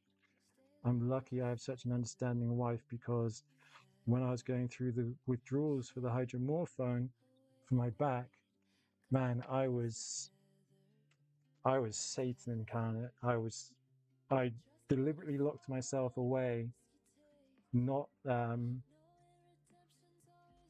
not for my own protection, but for other people's protection. Not that I'm never violent. I've never. I did kickboxing for about 5 years, and that's the only time I've ever thrown my fist in anger, or foot or elbow. You know, my body is a weapon. I've never been in a fight. Never been in a fight. Always been the guy to talk myself out of it. Always been the person to help try and talk others out of it. Because, you know, something really affected me when I was in university. I was outside a kebab shop after the club, which, you know, that's where it's popping. It's kind of like our version of the Waffle House, or Denny's or somewhere. And out of nowhere, a fight broke out, and this guy sucker punched this other person. This other person fell on the floor, hit their head on the curb, and died instantly. 18-year-old kid fighting over position to get a doner kebab, and this guy just ends his life with one punch. And to me, that's the scariest thing. At the time, it might seem like the most justified thing in the world that you need to throw a punch at this person. But the only time I could fathom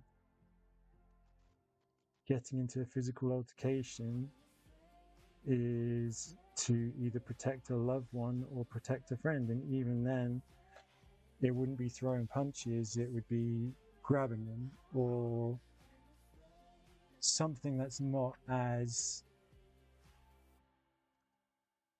Where's this guy's arm? Oh, sorry, a second. These clicker pieces are really poop.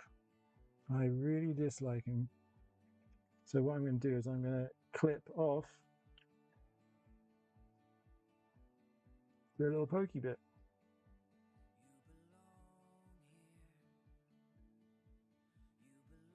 So, you know, it's always cliche. People are like, if you don't fight me, you're a coward.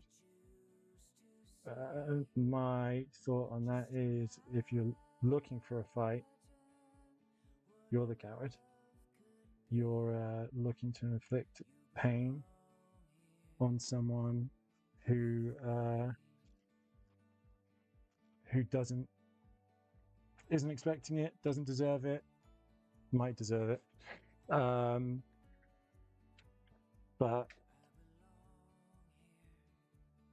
how can you justify it? How can you justify taking a swing at someone and ending their life purely because you wanted to? Purely because it's an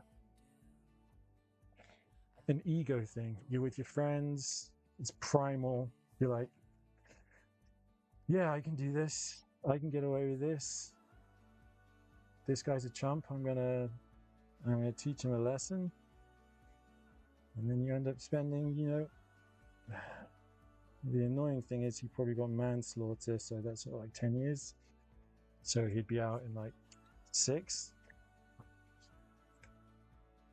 It just, there's no justice in it. Anyway, back to positive things.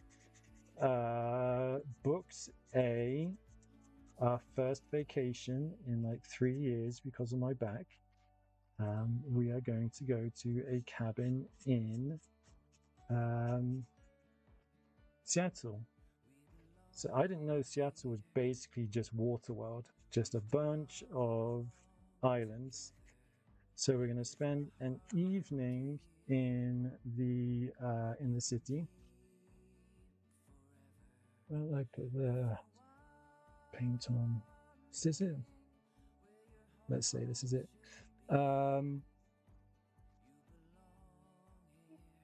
I missed out a piece, so I need to paint on the primer. So that's really exciting. We've chosen like a cabin by a lake, so we don't need to worry about bears or men. But there is a lot of woodland around. It comes with a kayak. It's all been remodeled. It's Airbnb. So yeah, the guy was really nice. Unfortunately, the first house that we wanted to get was rented out, but he was like, "Hey, I've just redone another one that's not been listed yet, so I can give you a deal on that." So we got a pretty good deal on it for 4 days away. I may take some. I may take my wet palette and some stuff, just in case my wife wants to go on a long ramble and my back can't make it. So yeah, what next? Right, we have some more gold to do. We got the lion head to do. Also, to get a good tip on my pens, I stick them in my mouth. If you don't do the same, you're a liar. I remember back in the day. Oops, excuse me. I remember back in the day going into a Games Workshop and they didn't have water tubs for people to wash in, so they just had a hobby table, and between brushes people would just suck the paint off. So yeah, that was interesting.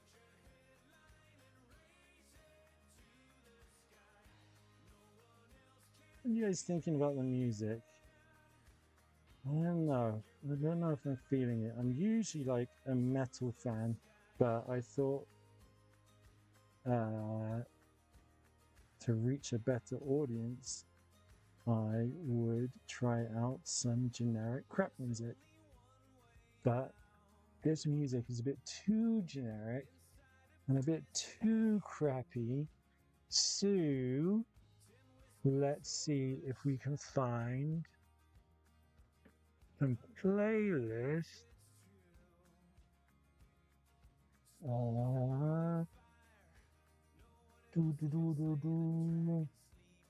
I do positive yacht rock. What the f is yacht rock? Let's try some.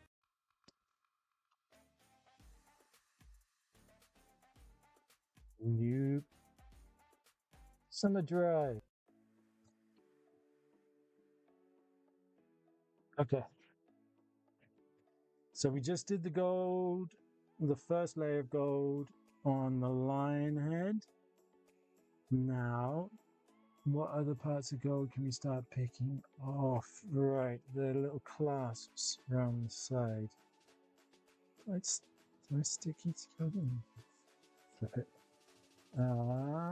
Let's go. I could be a music producer because modern music is terrible.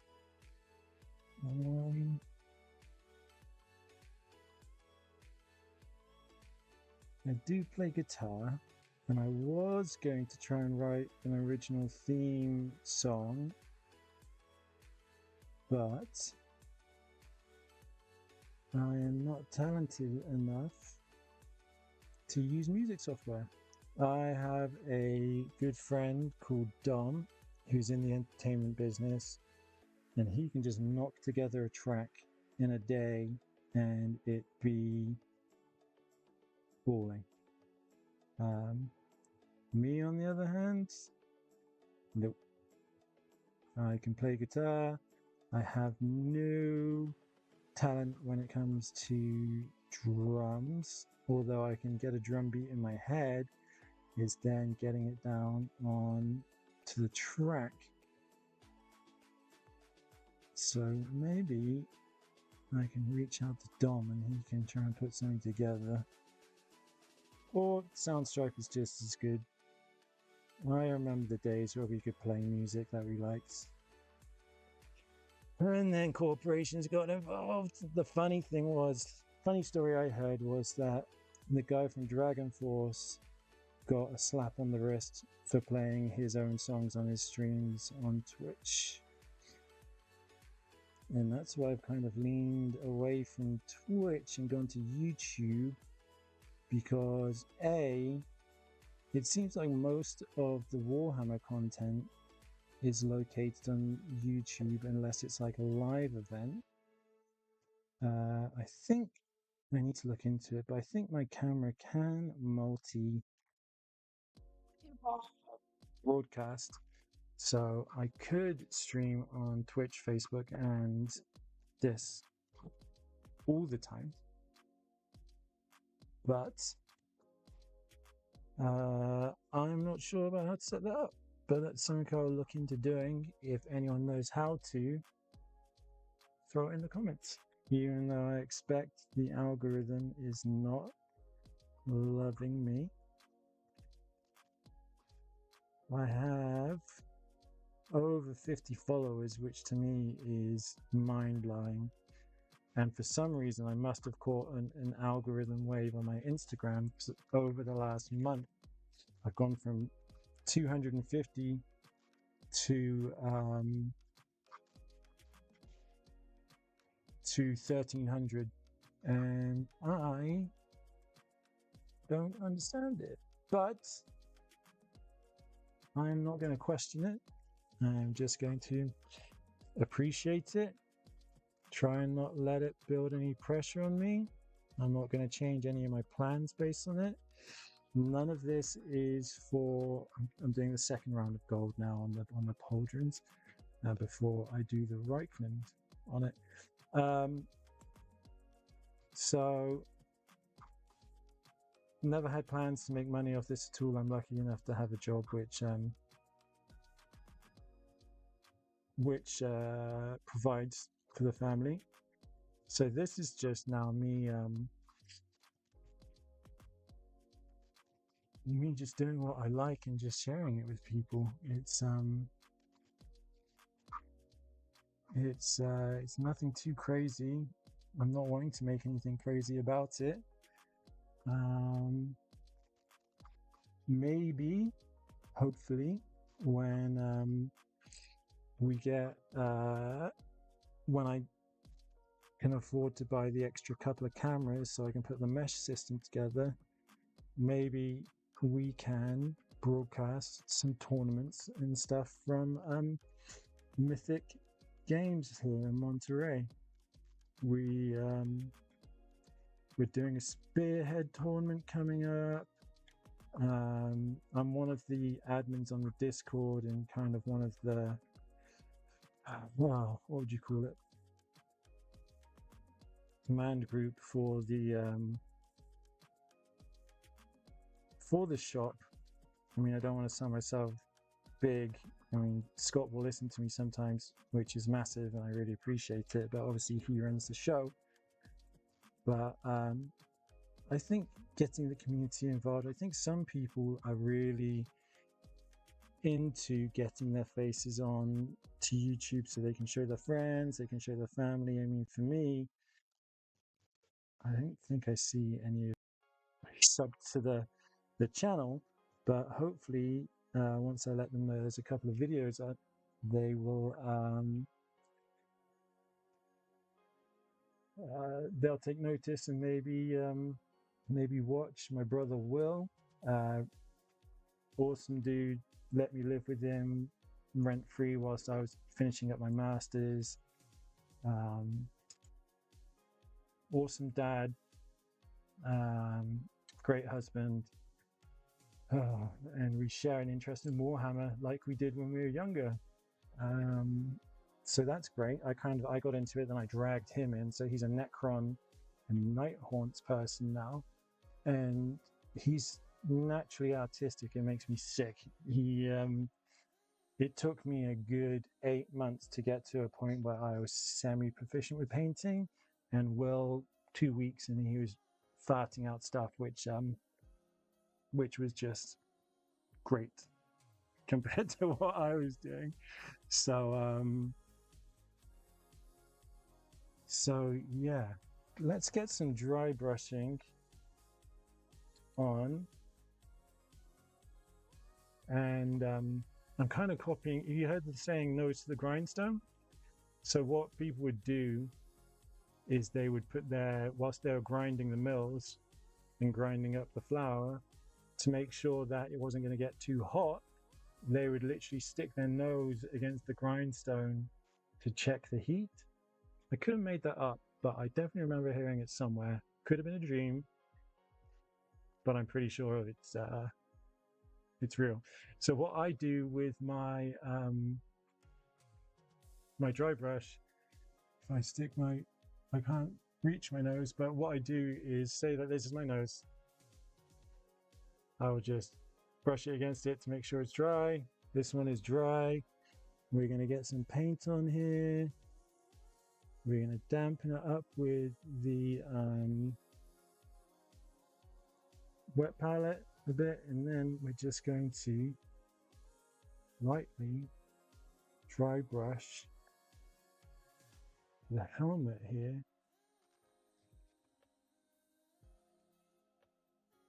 to accentuate those angles.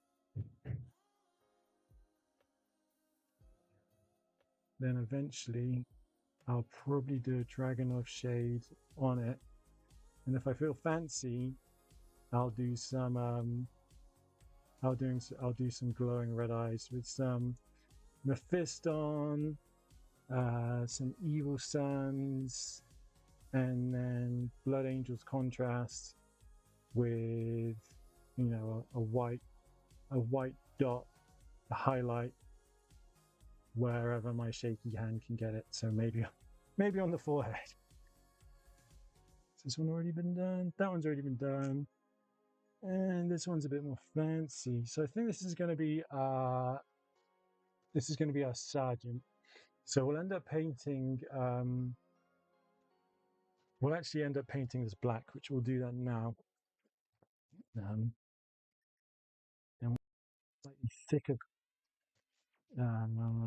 slightly thicker brush so we can get good coverage on it. Let me just clean this up, work that in,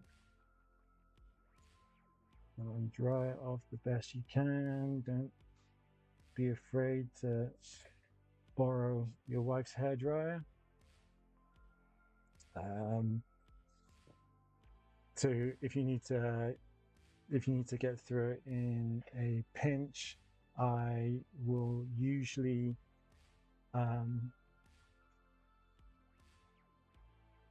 I have a space heater because I'm in the garage, and when it's winter it's freezing, but in the summer it is close to hell as how hot it is.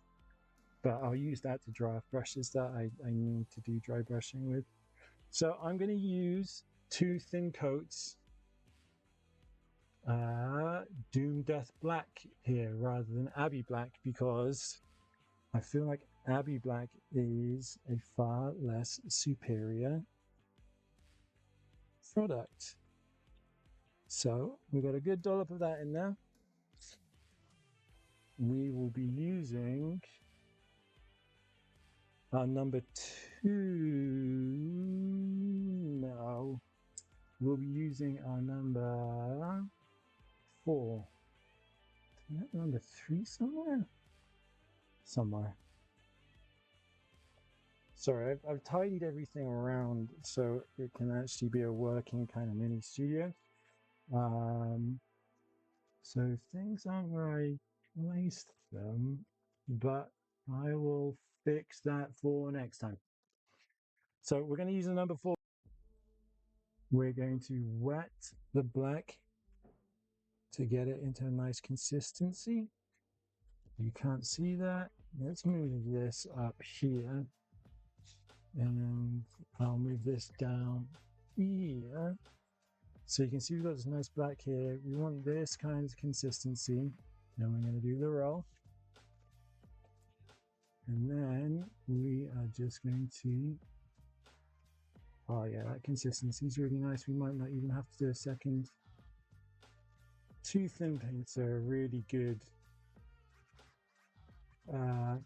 quality of paint, because if you get the consistency just right, you just need to do one coat, which we were lucky enough to do this time.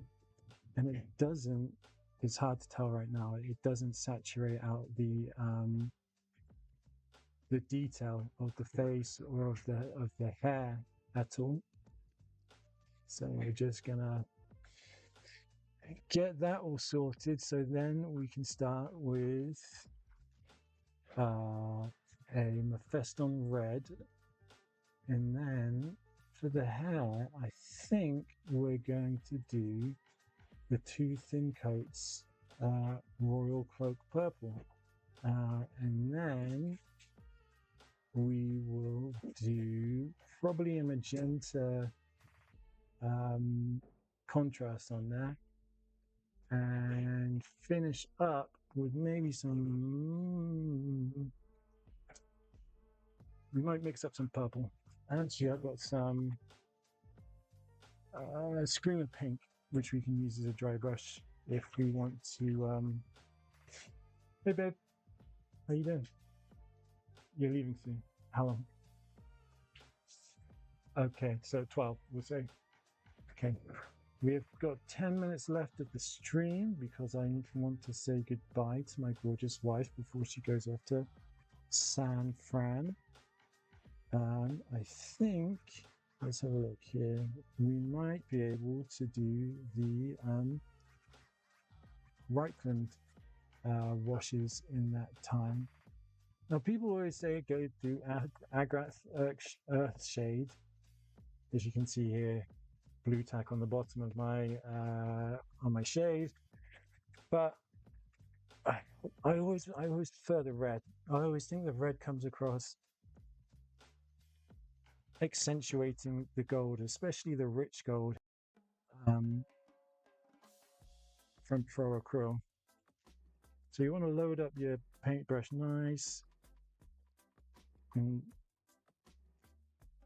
thickly, so then it can find those nice recesses and make a nice little home in them. Let's see, this one might only need the one.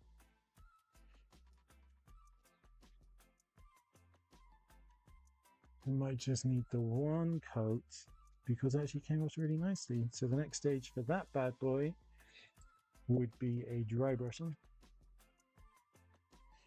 And then we'll go around and we'll do these smaller gold details here. And what you want to try and do is dab it on in places so you get some nice little build-ups of the color. So that's why it's always good to have a thick brush that's loaded up fully. The king of this is my friend Jeremy. He has mastered zenithal and contrast paints to a point where you can't tell that they've been used really. It's as good as what we're doing here, which is not exactly good, but it's the same as what we're doing here.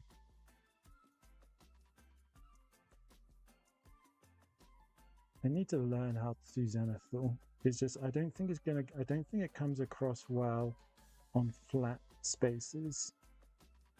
So zenithal is where you create a base for your contrast or speed paints based on, oh, that needs to be golded, based on, hang on a second, let me think about what I was saying. So you will build up a base of gray, or well, you'd start off with doing a black overall spray, and then you would